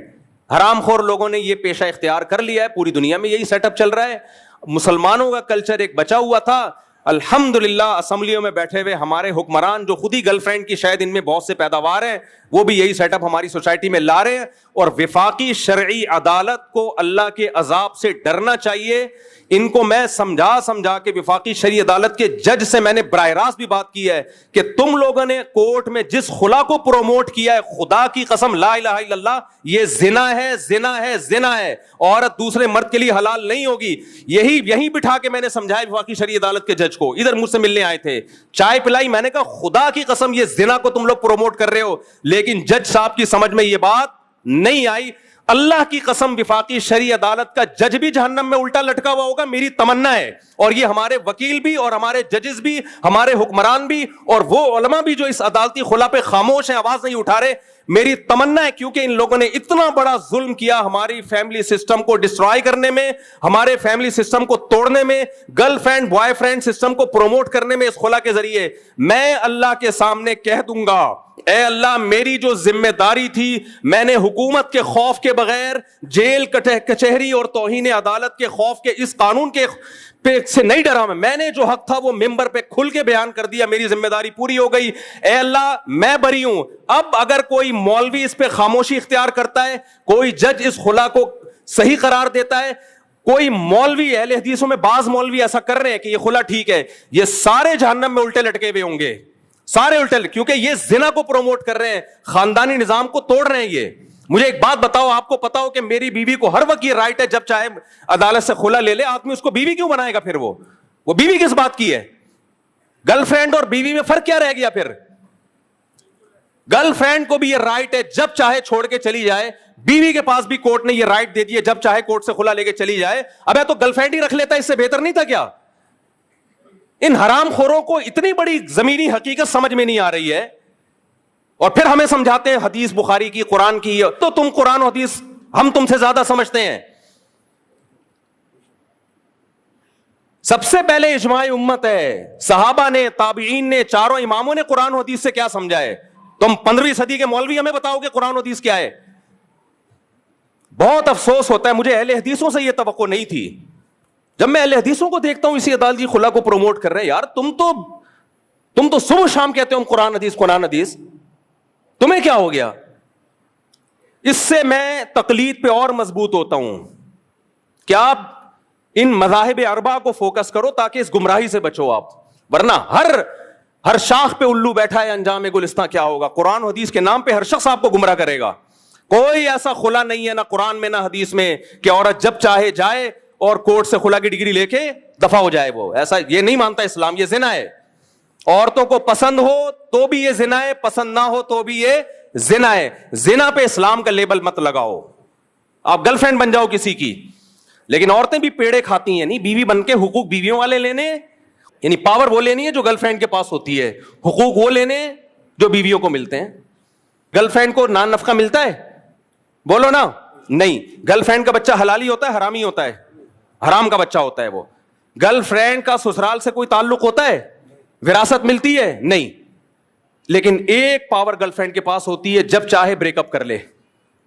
بیوی کو نان نفقہ ملتا ہے, گیس بجلی کا بل ملتا ہے, اس کے بچوں کی علاج معالجہ, ساری زندگی کا سہارا ملتا ہے. لیکن ایک چیز اسلام اس سے لے لیتا ہے, بھائی تمہیں اتنے بینیفٹس مل رہے ہیں تو بریک اپ کا تمہارے پاس رائٹ نہیں ہے. ہماری عدالتوں نے اور وفاقی شرعی عدالت نے اس کو مؤثر قرار دے کے کیا کیا ہے, عورت کو حقوق بیوی والے دے دیے, یعنی مرد پہ ذمہ داریاں ڈال دیں, اور پاور گرل فرینڈ والی دے دی. تو آدمی کا بیڑا غرق. آدمی کا کیا کر دیا؟ بیڑا غرق کر دیا. اور یہ صرف پاکستان میں نہیں, پوری دنیا میں یہ ہو رہا ہے. اور ہمیں بتایا جاتا ہے کہ فلانے اسلامی کنٹری میں بھی یہ قانون ہے. اور بھائی صاحب, اس زمانے کے اسلامی کنٹریوں کے قوانین کو پرکھا جائے گا قرآن و سنت پہ. کنٹری کا ابھی وہ ہے نا, ایک جدہ کے مفتی اعظم ہے, ایک جدہ کے کلپ بنانا اور اس پہ وہ مفتی اعظم چلا دینا تاکہ پتہ چلے. وہ مفتی اعظم صاحب فتویٰ دے رہے ہیں, جدہ کے بڑے مفتی اعظم صاحب ہیں, پاکستانی مفتی اعظم صاحب, عربی کی بات نہیں کر رہا میں, ہے وہ مفتی نہیں, لیکن ان کے مسائل بتانے کا فارغ آدمی ہے. مسائل ایسے بتاتے ہیں جیسے مفتی اعظم, اور صبح شام امام حنیفہ اور حنفیوں کو رگڑتے رہتے ہیں, جہاں کوئی موقع ملے گا رگڑتے رہیں گے. محترم کہہ رہے ہیں کہ 3 طلاقیں میرے پر رد کیا, کہ 3 طلاقیں ایک ہوتی ہیں, اور پھر دلیل کیا دی ہے؟ سعودی عرب میں 2022 میں بادشاہ نے ایک سرکولیشن جاری کیا جس میں کہا کہ آج سے سعودی عرب کی عدالت 3 طلاقوں کو ایک قرار دے گی. کہہ رہے ہیں دیکھو سعودی عرب بھی یہ کر رہا ہے, اور یہ ہندوستان پاکستان کے ہم جیسے دیسی مولوی کیا کر رہے ہیں. میں نے, اور نیچے لوگوں کے پازیٹیو کمنٹس, ماشاء اللہ ماشاء اللہ مفتی اعظم صاحب, اتنی سینس نہیں ہے کم بختو. سعودی عرب میں اسلام 2022 میں آیا ہے کیا؟ 2021 تک وہاں کے بادشاہ کا بھی فتویٰ تھا. جب سے اسلام آیا 2021 تک سعودی عرب کی کورٹ 3 طلاقوں کو 3 قرار دیتی رہی ہے. تبھی تو 2022 میں بادشاہ نے چینج کیا اس کو, ورنہ چینج کرنے کی ضرورت کیا تھی؟ کمبخت آدمی, 2022 میں جو قانون چینج ہو رہا ہے تو اس کو اسلام کہہ رہا ہے, اور 2021 تک جو قانون 1400 سال سعودی عرب میں چلا آ رہا ہے 3 کو 3 کہنے کا, اس کو کہہ رہے بر صغیر کے حنفی مولوی. یہ ان لوگوں کی مینٹیلٹی ہے. نہیں آ رہی میرا خیال ہے بات؟ کہہ رہے سعودی عرب نے بھی 2022 میں قانون بنایا ہے کہ 3 طلاق کتنی ہوں گی؟ ایک. ابے 2022 میں بنایا ہے, یہ بنایا اس لیے کہ اس سے پہلے 3 تھی سعودی عرب میں. 2022 کے فیصلوں کو کہہ رہے ہیں قرآن و سنت. اس سے پہلے امت سعودی عرب میں بھی گھاس کھا رہی تھی, باقی ملکوں میں بھی گھاس کھا رہی تھی. یہ ہیں مجتہد, وہ اہل حدیث ہیں اور وہ بڑے فنٹر بنتے ہیں. یہ تو ان لوگوں کا علم ہے. کوئی انگریز مسلمان ہو وہ سعودی عرب سے اعتراض نہیں کرے گا, حضرت جی 2022 میں آپ کو خیال آیا کہ 3 طلاقیں ایک ہوتی ہیں, اس سے پہلے کیا ابھی تک ریسرچ نہیں کی تھی آپ لوگوں نے قرآن و سنت پہ؟ وہ کہیں گے تھی, ہم تو کسی کو نہیں تقلید نہیں کرتے, ہم تو قرآن حدیث کو فالو کرتے ہیں. قرآن حدیث میں ہمیں لگا کہ 3 ایک ہوتی ہیں. وہ کہے گا اب تک لوگوں کو کیا لگ رہا تھا؟ تمہارے پرانے جتنے بادشاہ ہیں وہ کیا, ان کو کیا لگ رہا تھا؟ اٹھا کر پھینک دو باہر گلی میں, نئی تہذیب کے انڈے ہیں گندے. ہم وہ قرآن حدیث مانتے ہیں جو صحابہ اور 4 اماموں سے ثابت ہو. بس آج کل کے مجتہدین چاہے کتنا بڑا افلاطون بقرات ہو, اس کا قرآن و حدیث کی تشریح ہم دیوار پہ پھینکتے ہیں ہم اس کو. تو یہ پورا جو خاندانی نظام ہے نا, یہ تباہ برباد کیا جا رہا ہے. بل پیش کیے جا رہے ہیں کہ شوہر نے بیوی کو تھپڑ مارا تو FIR کٹے گی. وہ تھپڑ نہیں مارے گا میرے ماموں, وہ چھوڑ دے گا. انگریز بیوی کو تھپڑ نہیں مارتا کیونکہ اس کو پتا ہے میں نے ایک چانٹ, میں نہیں کہہ رہا بیویوں کو تھپڑ مارا کریں, اچھی بات نہیں ہے, لیکن یہ قانون غیر اسلامی ہے کہ ایک تھپڑ اگر لگا دیا گناہ ملے گا. خاندان والوں کو چاہیے اس کو روکیں, اس پہ FIR نہیں بنتی ہے اسلام میں, کیونکہ بوقت ضرورت شدیدہ کے وقت قرآن نے مرد کو بیوی پہ ہاتھ اٹھانے کی اجازت دی ہے, ترغیب نہیں دی ہے, پرمیشن دی ہے. کیونکہ بعض سچویشن ایسی ہوتی ہیں کہ مرد اگر ہاتھ نہ اٹھائے تو اس کے پاس ڈیورس کے علاوہ کوئی راستہ نہیں ہے. ٹھیک ہے, خاندانی عورتوں میں اس کی ضرورت پیش نہیں آتی, لیکن سربراہ کو اگر آپ پرمیشن ہی نہیں دے رہے سختی کرنے کی تو پھر سربراہ تھوڑی ہے, وہ خانسامہ ہے. آپ کی بیوی آپ کی ماں کو گالی دے رہی ہے, آپ کے باپ کو گالی دے رہی ہے, کسی غیر مرد سے تعلقات رکھ رہی ہے. اب آپ کے پاس ایک ہی راستہ ہے, یا تو سختی سے روکو گے یا ڈیورس دو گے. ڈیورس دینے کے بعد بچوں کے مسائل ہیں, 20 مسائل ہیں, تو اسلام کا بالکل نیچر کے مطابق حکم ہے کہ تم چونکہ سربراہ ہو لہذا تم زبردستی بھی جائز چیزوں میں اپنی اطاعت اس سے کروا سکتے ہو. ہاں, اس کا غلط فائدہ نہ اٹھائے. ہماری سوسائٹی میں اکثر عورتوں پہ ہاتھ الحمدللہ نہیں اٹھائے. ہمارے نبی نے پوری زندگی کبھی اپنی زوجہ پہ ہاتھ نہیں اٹھایا. سیرت نبی کی یہی ہے. خاندانی لوگ یہ کام نہیں کرتے, لیکن ایک آپشن رکھا ہے, کبھی ضرورت پڑ بھی سکتی ہے. آپ نے قانون بن رہے ہیں یہ سب, اور ہماری سیاسی دینی تنظیمیں چپ بیٹھی ہوئی ہیں, چپ. ان کی موجودگی میں ہو رہا ہے سب کچھ. کچھ آواز اٹھاتی ہیں, کوئی جان نہیں ہوتی اس آواز میں. تو آپ نے کیا کیا کہ وہ ایک لگایا, فوراً کیا کٹے گی, FIR. جب بیوی تھانے چلی گئی تو آدمی اس کو بیوی بنا کے رکھے گا؟ پھر آدمی کہتا ہے اب میں اس کو طلاق دوں. اب طلاق دینے کے بعد اس کو پتا ہے بچے بھی گئے اور وہی زندگی بھی گئی. کہیں اور نکاح کرے گی تو بچے ہمیشہ ستیلے باپ کے پاس. تو اب کیا حل ہے اس کا, کیا حل ہے اس کا؟ یا تو اپنے مارے گا یا اس کو مارے گا, جو دونوں حرام ہیں. یہ ہو رہا ہے, یہ گدھے گھوڑے جو ہوتے ہیں نا دم ہلانے والے. تمہارے پاس اسلام ہے میرے بھائی, پاکستان کا آئین کیا ہے, اسلام ہے. کتنا اچھا قانون ہے, اسلام کو فالو کرو. ہر چیز اللہ نے میاں بیوی کے حقوق بتا دیے ہیں. ظلم ہو رہا ہے اس کا بھی علاج اللہ نے بتایا ہے. مسلم لیگ کی ایک خاتون نے چند سال پہلے عدالتی خلا کے خلاف آواز اٹھائی تھی, نام ان کا ذہن سے نکل گیا. میاں نواز شریف کے دور حکومت میں مسلم لیگ کی ایک خاتون تھی, کوئی بہت مذہبی نہیں تھی, لیکن انہوں نے کہا کہ بھائی یہ اس عدالتی خلا سے ہمارا خاندانی نظام تباہ ہو رہا ہے. اس بیچاری نے آواز اٹھائی, اس کو ایسا کچل کے دبایا اس کی آواز کو. کچھ اچھے لوگ بھی ہیں اسمبلی میں, سارے برے نہیں ہیں. تو آپ کے لیے جو ملک میں قوانین بن رہے ہیں سارے کس کے فیور میں, عورت کے فیور میں. اس سے کیا ہوگا, عورتیں بڑی خوش ہو رہی ہیں, زندہ باد. نیچے کمنٹ سارے ہوتے ہیں عورتوں کے, اچھا ہے او بھائی آپ کی نسلیں تباہ ہو رہی ہیں, آپ کی بیٹیوں کو کوئی نہیں پوچھے گا اب, کیونکہ انگریزوں میں بھی یہی ہوا ہے پہلے, سارے رائٹس. اچھا ان لوگوں نے تو انگریزوں سے بھی زیادہ رائٹس دے دیے. تو اس کے بعد پتہ ہے کیا ہوگا, جب سارے رائٹس عورت کے پاس ہوں گے تو پھر انگریزوں نے شادیاں کرنا چھوڑ دی. کرتے ہیں انگریز شادی, بولتے ہیں پاگل ہیں یار ہم بیوی بنا کے لائیں, پاگل ہو رہا ہوں کیا میں. آپ انگریز کو بتائیں نا, وہ بالکل ایکچولی اسٹائل میں بتائے گا. ایکچولی جب ہم وائف لے کر آتے ہیں تو ایکچولی پھر ہوتا یہ ہے کہ اگر میں نے اس کو چھوڑ دیا تو آدھی پراپرٹی مجھے اس کو ایکچولی دینی پڑے گی, تو میں پاگل ہوں میں اس سے شادی کروں. کام تو چل رہا ہے, گرل فرینڈ بنا کے بچے بھی پیدا ہو رہے ہیں, حرام بچے, ان کو انہوں نے حلال کر دیا. جیسے خنزیر پہ کوئی حلال سرٹیفکیٹ کا لیبل لگا دے تو وہ چل گیا ان کے سوسائٹی میں. تو ہمارا بھی یہی سسٹم تباہ و برباد کرنا چاہتے ہیں. اٹھا کر پھینک دو باہر گلی میں, نئی تہذیب کے انڈے ہیں, گندے انڈے ہیں. اب آپ کہو گے مفتی صاحب ہم کیا کریں, قانون تو یہی ہے نا, قانون تو یہی ہے نا. تو یہ تو آپ نے ہمیں اور ڈرا دیا. ہم نے شادی کی, کوئی مسئلہ ہوا, ہم تو چھوڑیں گے تو مصیبت میں. بیگم کو جمشید پسند آیا, پتلی گلی سے نکل گئی.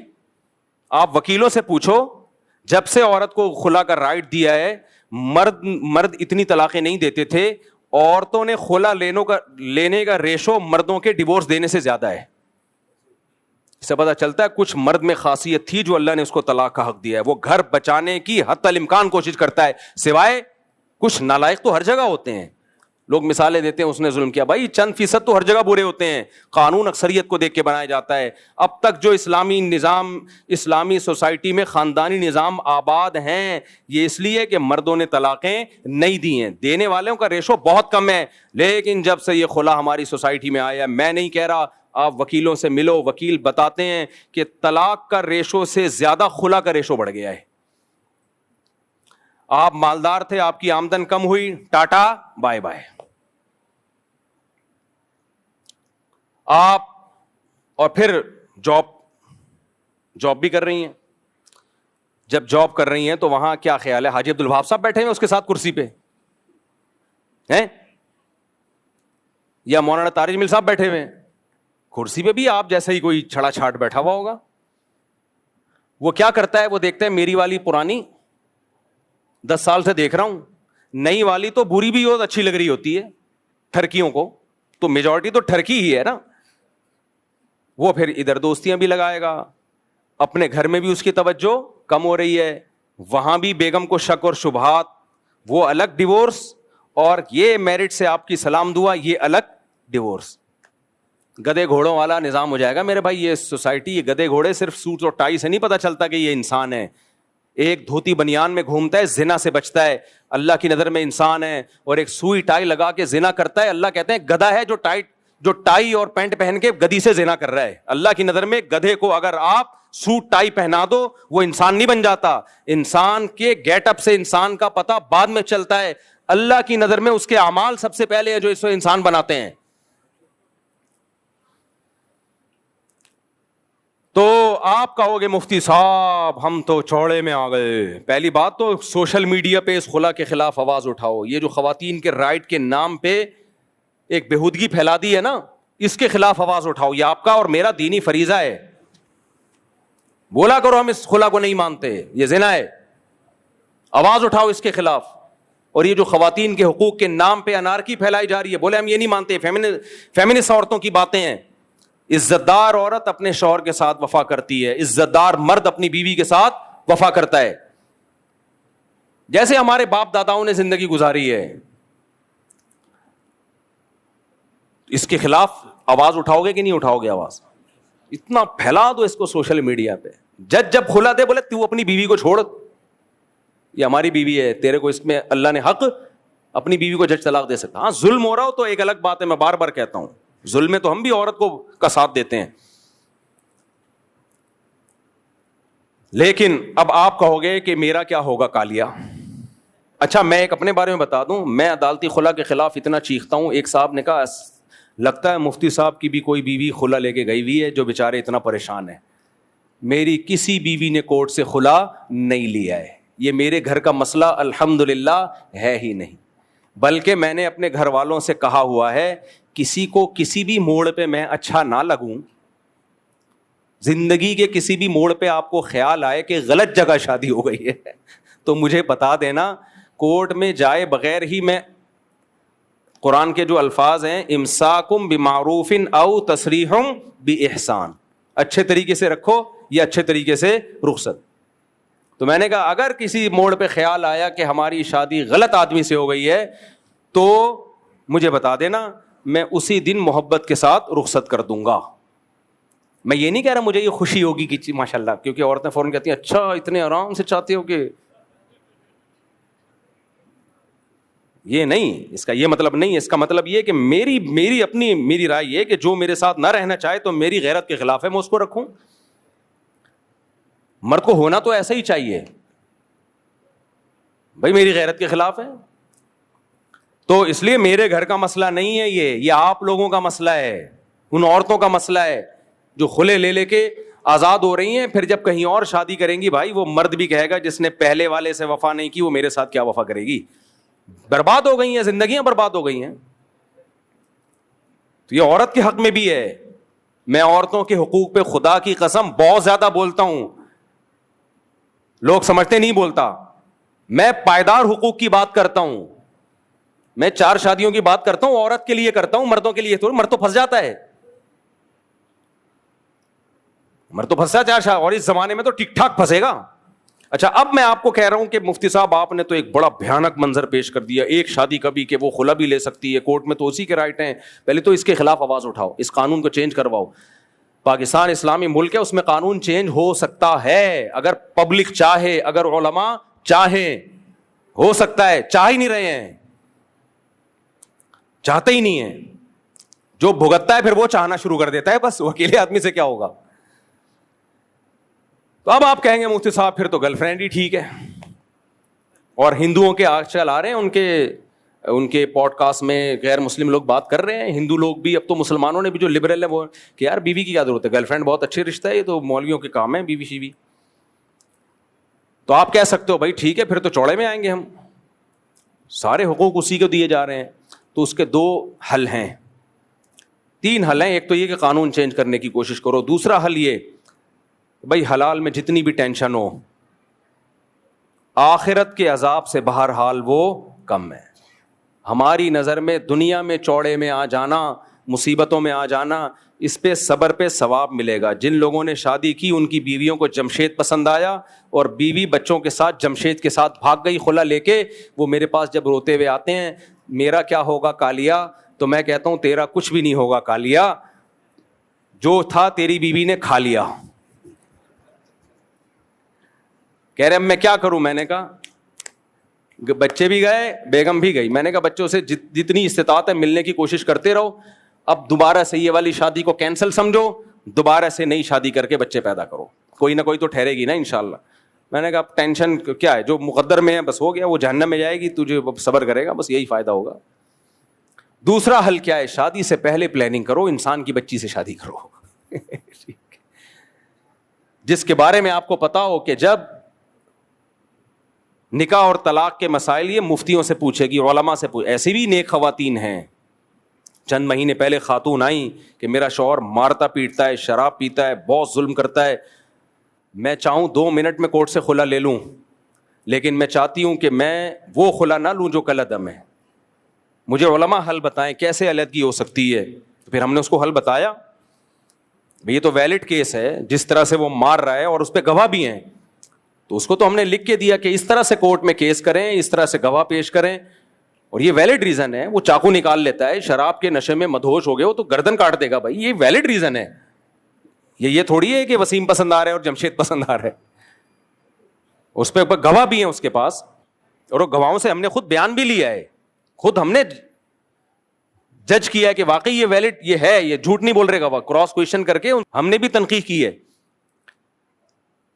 تو پہلی بات دیندار سے نکاح کرو, یہ لبرل انٹیوں کو چھوڑ دو, لبرل لوگوں کے لیے پردے دار, باحیا, دیندار, نمازی, جو شریعت کو فالو کرتی ہو, وہ کم از کم اس کو یہ تو پتا ہوگا کہ بھائی یہ میاں سے طلاق لیے بغیر نہیں ہو سکتی علیحدگی, اور وہ اگر علیحدگی لے گی بھی, علیحدگی ہوئی بھی, تو اس کو پتا ہے میں بچوں کو باپ کے سے ملنے سے نہیں روک سکتی, اور اگر میں بچوں سے باپ سے بچوں کا خرچہ لے رہی ہوں تو کم سے کم ہفتے میں 1 دن مجھے بچے باپ کے پاس چھوڑنے پڑیں گے 24 گھنٹے کے لیے. یہ شریعت نے اس کو حق دیا ہے باپ کو, تاکہ وہ اپنے ساتھ گھمائے, سلائے, اپنے رشتے داروں سے ملائے. یہ نہیں ہوگا عدالت میں منہ دکھائی کرائی اور واپس لے گئے, یہ نہیں ہوگا.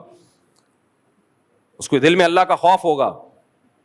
میں نے بتایا تھا نا, امریکہ سے خاتون نے فون کیا کہ میرے شوہر نے مجھے ڈیورس دی ہے اور گورنمنٹ آدھی پراپرٹی مجھے دے رہی ہے, تو کیا شرعاً میرے لیے حلال ہے؟ میں نے کہا نہیں, آپ کے لیے حلال نہیں ہے یہ آدھی پراپرٹی.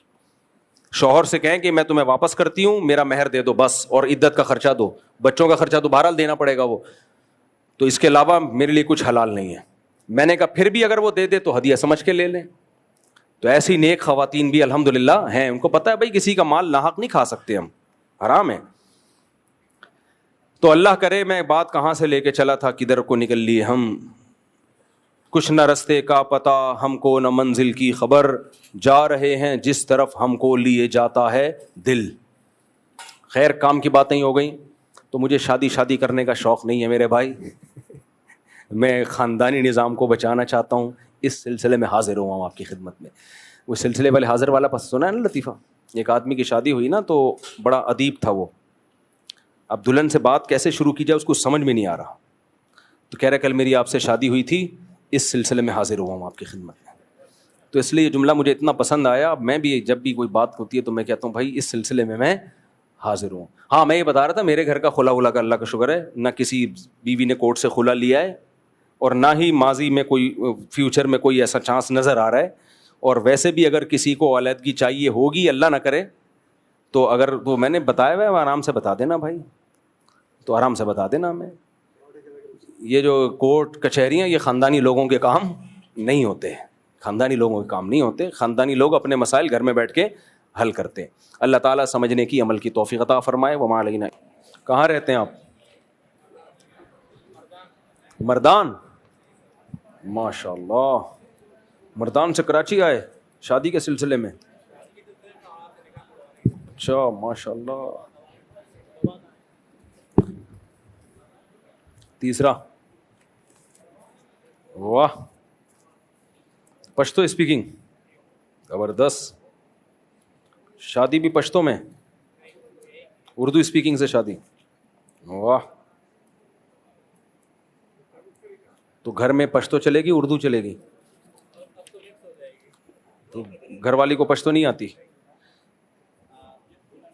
اچھی بات ہے, سب قوموں میں شادی ہونی چاہیے. پٹھانوں کو چاہیے اردو اسپیکنگ میں کریں, اردو اسپیکنگ کو چاہیے پٹھانوں میں کریں, پنجابیوں کو چاہیے سندھیوں میں کریں, سندھیوں کو چاہیے پٹھان. چاروں صوبے ہی ختم ہو جائیں گے ایک دن.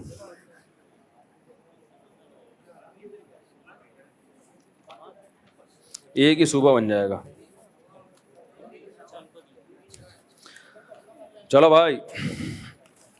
ہاں بھائی, پہلا دولہا عماد علی ولد شاہد علی کہاں ہیں؟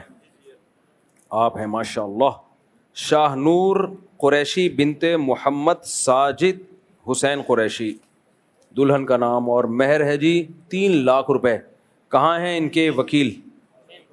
آپ ہیں. آپ نے اجازت دی کہ میں 3 لاکھ روپے مہر میں شاہ نور قریشی بنت محمد ساجد حسین قریشی کا نکاح عماد علی ولد شاہد علی سے کروں, اجازت ہے؟ اچھا بھائی. دوسرے دولہا محمد حمزہ شیخ ولد تبسم احمد, آپ ہیں. کہاں سے تشریف لائے ہیں؟ ادھر ہی رہتے ہیں. اور آپ؟ گلشن میں. اچھا بھائی. حور عینہ بنت آصف کمال دلہن کا نام ہے, اور مہر کی رقم 2 لاکھ روپے سونے کی صورت میں. ان کے وکیل کون ہیں دلہن کے؟ آپ نے اجازت دی کہ 2 لاکھ روپے مہر جو سونے کی صورت میں ہوگا, اس مہر میں حور عینہ بنت آصف کمال کا نکاح محمد حمزہ شیخ ولد تبسم احمد سے گنجات ہے. تیسرے دولہا آپ ہیں محمد توصیف خان ولد امتیاز خان, دلہن کا نام اسما بنت شاہد, مہر ہے جی 60,000. دلہن کے وکیل کون ہیں؟ آپ نے اجازت دی کہ اسما بنت شاہد کا 60,000 روپے مہر میں نکاح میں محمد توصیف خان ولد امتیاز خان سے کروں, اجازت ہے؟ چلو جی. عماد علی آپ ہیں. الحمدللہ نحمده ونستعینه ونستغفره ونؤمن به ونتوکل علیہ ونعوذ باللہ من شرور انفسنا ومن سیئات اعمالنا من يهده الله فلا مضل له ومن يضلله فلا هادي له ونشهد ان لا اله الا الله وحده لا شريك له ونشهد أن سيدنا وحبيبنا وشفيعنا وسندنا محمدا عبده ورسوله صلى الله تعالى عليه وعلى آله وأصحابه وبارك وسلم تسليما كثيرا كثيرا. أما بعد فأعوذ بالله من الشيطان الرجيم. بسم الله الرحمن الرحيم. يا أيها الناس اتقوا ربكم الذي خلقكم من نفس واحدة وخلق منها زوجها وبث منهما رجالا كثيرا ونساء واتقوا الله الذي تساءلون به والأرحام إن الله كان عليكم رقيبا. يا أيها الذين آمنوا اتقوا الله وقولوا قولا سديدا يصلح لكم أعمالكم ويغفر لكم ذنوبكم ومن يطع الله ورسوله فقد فاز فوزا عظيما. وقال النبي صلى الله عليه وسلم النكاح من سنتي وقال فمن رغب عن سنتي فليس مني. وقال النبي صلى الله عليه وسلم تزوجوا الودود الولود فإني مباهي بكم الأمم. وقال النبي صلى الله عليه وسلم تزوجوا ولا تكونوا كرهبان النصارى. جناب عماد علی ولد شاہد علی, میں نے 3 لاکھ روپے مہر میں آپ کا نکاح, کیا ہو گیا بھائی جی؟ اچھا آئیے تشریف آگے. جناب عماد علی ول شاہد علی, میں نے 3 لاکھ روپے مہر میں آپ کا نکاح شاہ نور قریشی بنت محمد ساجد حسین قریشی سے کیا. آپ نے اس نکاح کو قبول کیا؟ جی قبول ہے. جزاک اللہ دعا. محمد حمزہ شیخ جناب محمد حمزہ شیخ والتبسم احمد، میں نے حور عائنہ بنت آصف کمال سے آپ کا نکاح 2 لاکھ روپے مہر جو سونے کی صورت میں ہوگا اس مہر میں نکاح کیا، آپ نے قبول کیا؟ جی میں نے قبول کیا. جزاک اللہ جی اللہ تعالیٰ. اچھا بھائی محمد توصیف خان نہیں پڑھا رہا، کیا کر لو گے؟ محمد توصیف خان والامتیاز خان، میں نے 60,000 روپے مہر میں آپ کا نکاح اسما بنت شاہد سے کیا، آپ نے اس نکاح کو قبول کیا؟ جی قبول کیا. ماشاء اللہ. یہ مجھے شادی کی خوشی اس لیے کہ یہ پشتو ہیں، پٹھان ہیں، KPK کے، اور یہ کراچی میں اردو اسپیکنگ سے انہوں نے شادی کی. تو یہ 2 قوموں کی اس طرح جب شادیاں ہوں گی نا تو یہ اب کراچی میں دوبارہ سے مہاجر پٹھان فسادات شروع کروانے کی کوششیں کی جا رہی ہیں، یہ پتہ ہوگا آپ کو. یہ ہو گیا تھوڑا تھوڑا، یہ خبریں آنا شروع ہو گئی ہیں. تو کسی بھی قیمت پہ قوم پرستی کی بیس پہ کراچی میں یا کہیں بھی ملک میں لڑائی ہوتی ہے اس کو کبھی بھی سپورٹ نہیں کرو، نہ اس میں اپنی قوم کا ساتھ دو نہ مخالفت کرو. بولو بھائی یہ قومیت کی لڑائی میں ہم نے حصہ ڈالنا ہی نہیں ہے. پہلے دیکھا نہیں ہے کراچی میں بوری بند لاشوں کا جو ہم نے دیکھا ہے سب کچھ، وہ ہم دوبارہ نہیں آنے دیں گے کراچی میں. ہاں اپنی قوم سے محبت کرنا، کسی کو ووٹ دینا وہ ٹھیک ہے، لیکن ظلم میں کبھی کسی کا ساتھ نہیں دینا ہے کہ آپ کو دوسری قوم سے نفرت ہے اس کے بندے مارنا شروع کر دو آپ اس بیس پہ. اللہ تعالیٰ ان تینوں نکاحوں کو قبول کرے. الحمدللہ رب العالمین والعاقبۃ للمتقین والصلاۃ والسلام علی رسولہ الکریم وعلی آلہ وصحبہ اجمعین. اے اللہ ان تینوں نکاحوں کو اپنے دربار میں قبول فرما. اے اللہ ان نکاحوں میں خوب خوب برکتیں عطا فرما. ان تینوں جوڑوں کو تادم حیات کامیاب ازدواجی زندگی نصیب فرما. آپس کے اختلاف و انتشار سے، لڑائی جھگڑوں سے، ہر قسم کے شر فساد سے اللہ ان تینوں جوڑوں کی حفاظت فرما. اے اللہ ان نکاحوں کو ان کے خاندانوں میں جوڑ کا، محبت کا ذریعہ بنا. ہر طرح کے شر اور فساد سے ان کے خاندانوں کو محفوظ فرما. جس کی جو جائز مراد ہوئے اللہ اس کی مراد کو پورا فرما. ربنا آتنا فی الدنیا حسنۃ وفی الآخرۃ حسنۃ وقنا عذاب النار. صلی اللہ تعالی علی خیر خلقہ محمد وعلی آلہ وصحبہ اجمعین. پورٹل ہے جس میں مختلف پیکیجز ہیں. ان میں سے پہلا پیکیج $100 کا ہے جو 6 مہینے کا ہوتا ہے، اور 6 مہینے بعد وہ آپ کو $180 واپس کرتا ہے، یعنی $80 منافع. تو ہے یہ حرام ہے، کیوں کہہ رہا ہے آپ کو؟ وہ کیا آپ کا ماموں لگتا ہے، آپ کا چاچا لگتا ہے جو آپ کو $100 پہ آپ کو $190 واپس دے رہا ہے؟ آپ کا ماموں ہے، چاچا ہے، خالہ ہے، کیا ہے وہ؟ تو یہ جائز نہیں ہے طریقہ کار. اگر وہ $100 کا بزنس کرتا ہے، اس بزنس میں جو پروفٹ ہوتا ہے اس کو اس پروفٹ میں پرسنٹیج آپ کو دیتا ہے، پھر ٹھیک ہے. یہ جو آپ نے پوچھا یہ تو صحیح نہیں. کیا رفع الیدین کرنا گناہ ہے؟ ہمارے نزدیک رفع الیدین کرنا غیر سنت ہے، اس کا ترک کرنا افضل ہے. یہ بالکل ایسی سوال ہے، نبی نے 2 سردوں کے درمیان بھی رفع الیدین کیا ہے. اب آپ اہل حدیث سے پوچھیں کیا 2 سردوں کے درمیان رفع الیدین کرنا گناہ ہے؟ وہ کہے گا بھائی رفع الیدین نبی نے 2 سردوں کے درمیان کیا ہے، کیونکہ نسائی کی حدیث ہے. ناصر الالبانی نے اس حدیث کو صحیح قرار دیا ہے، لیکن وہ نبی نے چھوڑ دیا تھا، لہذا اب وہ کرنا سنت نہیں ہے. تو یہی ہم باقی رفع الیدین کے بارے میں بھی کہتے ہیں کہ بہت سارے قرائن ہیں، شواہد ہیں. عبداللہ بن مسعود کی حدیث ہے، اہل مدینہ اہل کوفہ کا عمل ہے، جنہوں نے نبی کی آخری نمازیں دیکھی اس سے پتہ چلتا ہے کہ صرف تکبیر تحریمہ والا رفع الیدین نبی نے باقی رکھا، باقی چھوڑ دیا تھا. تو یہ سوال آپ جو اہل حدیث لوگ بھجواتے ہیں ایسے سوالات، تو ان سے پوچھیں کہ 2 سردوں کے درمیان رفع الیدین گناہ ہے؟ تو جو وہ جواب دیں وہی ہمارا جواب رکوع والے رفع الیدین کے بارے میں. لیکن وہ پتہ ہے کیا جواب دیں گے؟ 2 سردوں کے درمیان رفع الیدین والی حدیث ضعیف ہے. بعض لوگوں کو جب کوئی حدیث ان کے خلاف جاتی ہے تو فوراً ایک فتویٰ ضعیف. تو البانی نے صحیح قرار دیا ہے، اور ضعیف، اور بڑے بڑے محدثین نے اس کو صحیح قرار دیا ہے. صرف البانی کی تو میں، کیونکہ اہل حدیث لوگ البانی کے ریفرنس کو بہت زیادہ مانتے ہیں رحمہ اللہ. میرا نکاح ہوا ہے لیکن انہوں نے شرط لگائی کہ اگر دوسری شادی کی تو 10 لاکھ روپے دینے ہوں گے. کیا یہ طریقہ جائز ہے؟ لڑکی والوں نے شرط لگا دی اگر تم نے دوسری شادی کی. یہ میرا چشمہ ہے عبداللہ کا چشمہ دفتر میں رکھا ہوا ہے. میں آج کل چشمے بہت چینج کرتا ہوں، چشمہ لگا ہوا نہیں ہوتا تو پھر دوسرے کا چشمہ پہن کے اپنا چشمہ سمجھ کے. خیر اس کا وہ آفس میں پڑا ہوا ہے. تو شرط یہ لگائی ہے کہ داماد نے دوسری شادی کی تو 10 لاکھ روپے اس کو جرمانہ دینا ہوگا. دیکھو پیسوں کی جو شرطیں لگتی ہیں نا، اگر تم نے یہ کیا تو اتنے پیسے دینے ہوں گے، یہ شرطیں شریعت میں کالعدم ہے. کالعدم ہے. پیسہ شریعت میں جائز ہے یا تو گفٹ کی صورت میں کسی نے آپ کو ہدیہ دے دیا، یا کوئی چیز اس نے آپ کو بیچی، فروخت کی. تو اس کے بدلے میں پیسے لے گا, یا کوئی کام آپ نے اس کا کر کے دیا, ملازمت والا, کوئی اس کو سروس دی آپ نے, اس کا پیسہ بھی جائز ہے. کمیشن کہ آپ نے اس کی کوئی چیز بکوائی, اس کی کمیشن بھی. تو یہ محدود صورتیں ہیں شریعت میں پیسہ کمانے کی. اس کے علاوہ پیسہ کمانے کی کوئی بھی صورت ٹھیک نہیں ہے. جیسے آپ نے کہا اس درخت پہ چڑھ گیا تو 50 لاکھ روپے تجھے دوں گا, وہ چڑھ گیا, آپ کی مرضی, آپ بنا دیں. وہ کہے تو نے کہا تھا اس پہ چڑھ جا تو 50 لاکھ دوں گا, کہا تھا میں نے, اب میں اپنا کہا ہوا واپس لے رہا ہوں. تو چڑھنے سے پہلے سوچا کرو کہ کیوں. یہ تھوڑی کہ آپ کو ایک بندہ کہہ رہے تو وہ وہاں سے ہاتھ لگا کے آ تو 100 روپے دوں گا. تو ان چیزوں کی صرف ایک اخلاقی حیثیت ہوتی ہے. اخلاقی کا مطلب ہو کہ شرعاً آپ پہ واجب نہیں ہے, باقی ایک اخلاقی بات ہے کہ آپ نے کہا تھا کہ تو وہاں کتے کو ہاتھ لگا کے آ تو میں تجھے 100 روپے دوں گا, شیر کو کا بوسہ لے کے آ تو میں تجھے 50 روپے دوں گا. تو اس پہ واجب نہیں ہوتے دینا. ہاں ایک اخلاقی ذمہ داری ہے, یار تو نے اس کو شیر گلے میں ڈلوا دیا, اب کو پیسے بھی نہیں دے رہا. تو ایسی چیزوں کو صرف یہ کہا جائے گا کہ اخلاقی طور پر آپ اس کے پابند ہیں, شرعی طور پر اس کی پابندی آپ پہ نہیں ہے. لیمن, شہد, یہ پیا کرو, مزہ نہ آئے پیسے واپس. اور یہ لیمن بھی اپنے درخت کا ہے.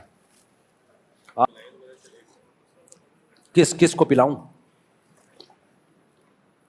جواب دے رہا ہوں داماد, 10 لاکھ والا جواب دے رہا ہوں.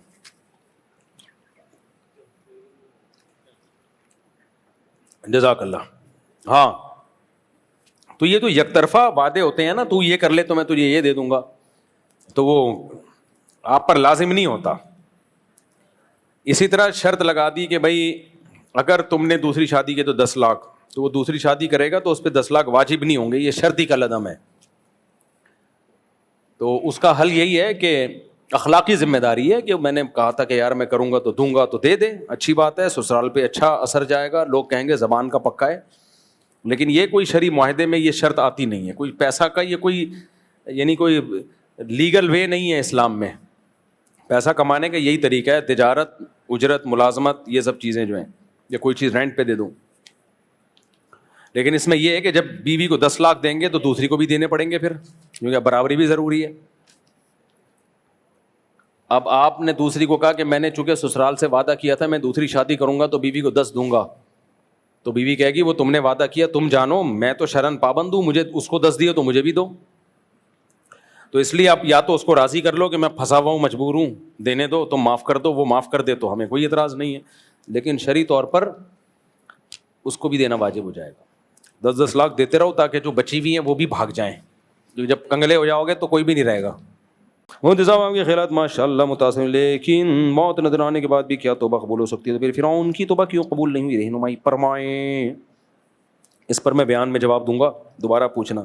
ایک عالمہ لڑکی کا رشتہ, اس پر جاہل سے زبردستی کرنا, کیا لکھا ہوا ہے, اس کا کیا حکم ہے؟ لڑکی اگر راضی نہیں ہے, باپ اور دادا زبردستی کرنا چاہتے ہیں, جائز نہیں ہے بھائی, کسی کا بھی نکاح زبردستی حرام ہے.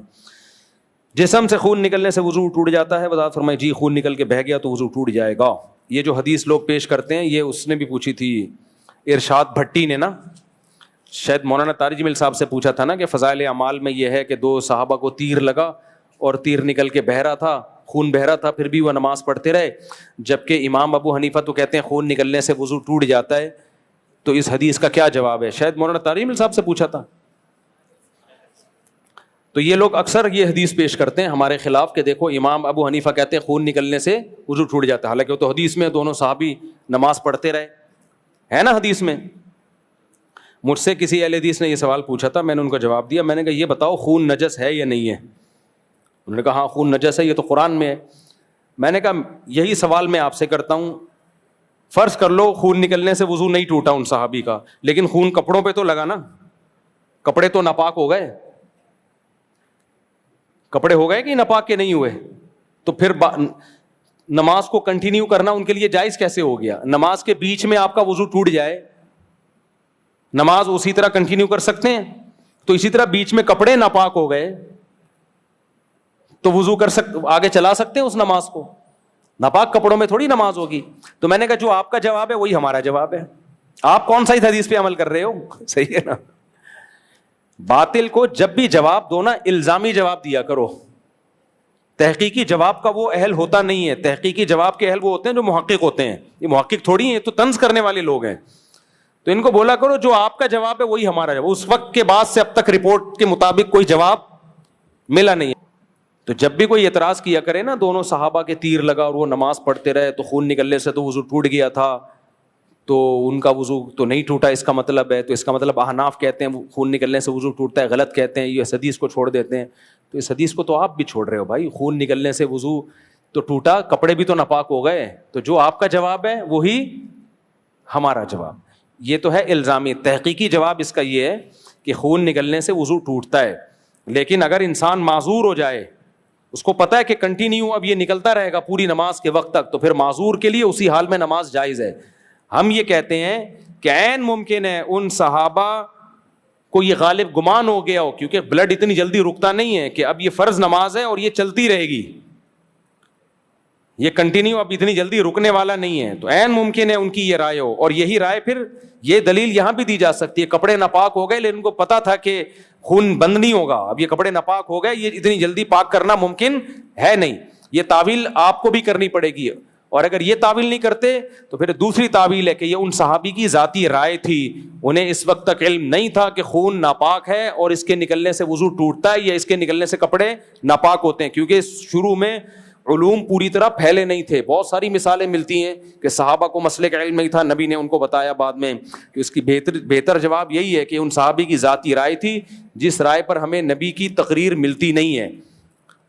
ہمیں نبی سے یہ نہیں ملتا کہ آپ صلی اللہ علیہ وسلم نے ان کو نماز لوٹانے کا حکم دیا یا نہیں دیا, ورنہ اصل بات یہی ہے کہ پھر خون بھی تو ناپاک ہے نا, وہ لگنے سے کیسے نماز ہو گئی ان کی. اچھا میرے بوئی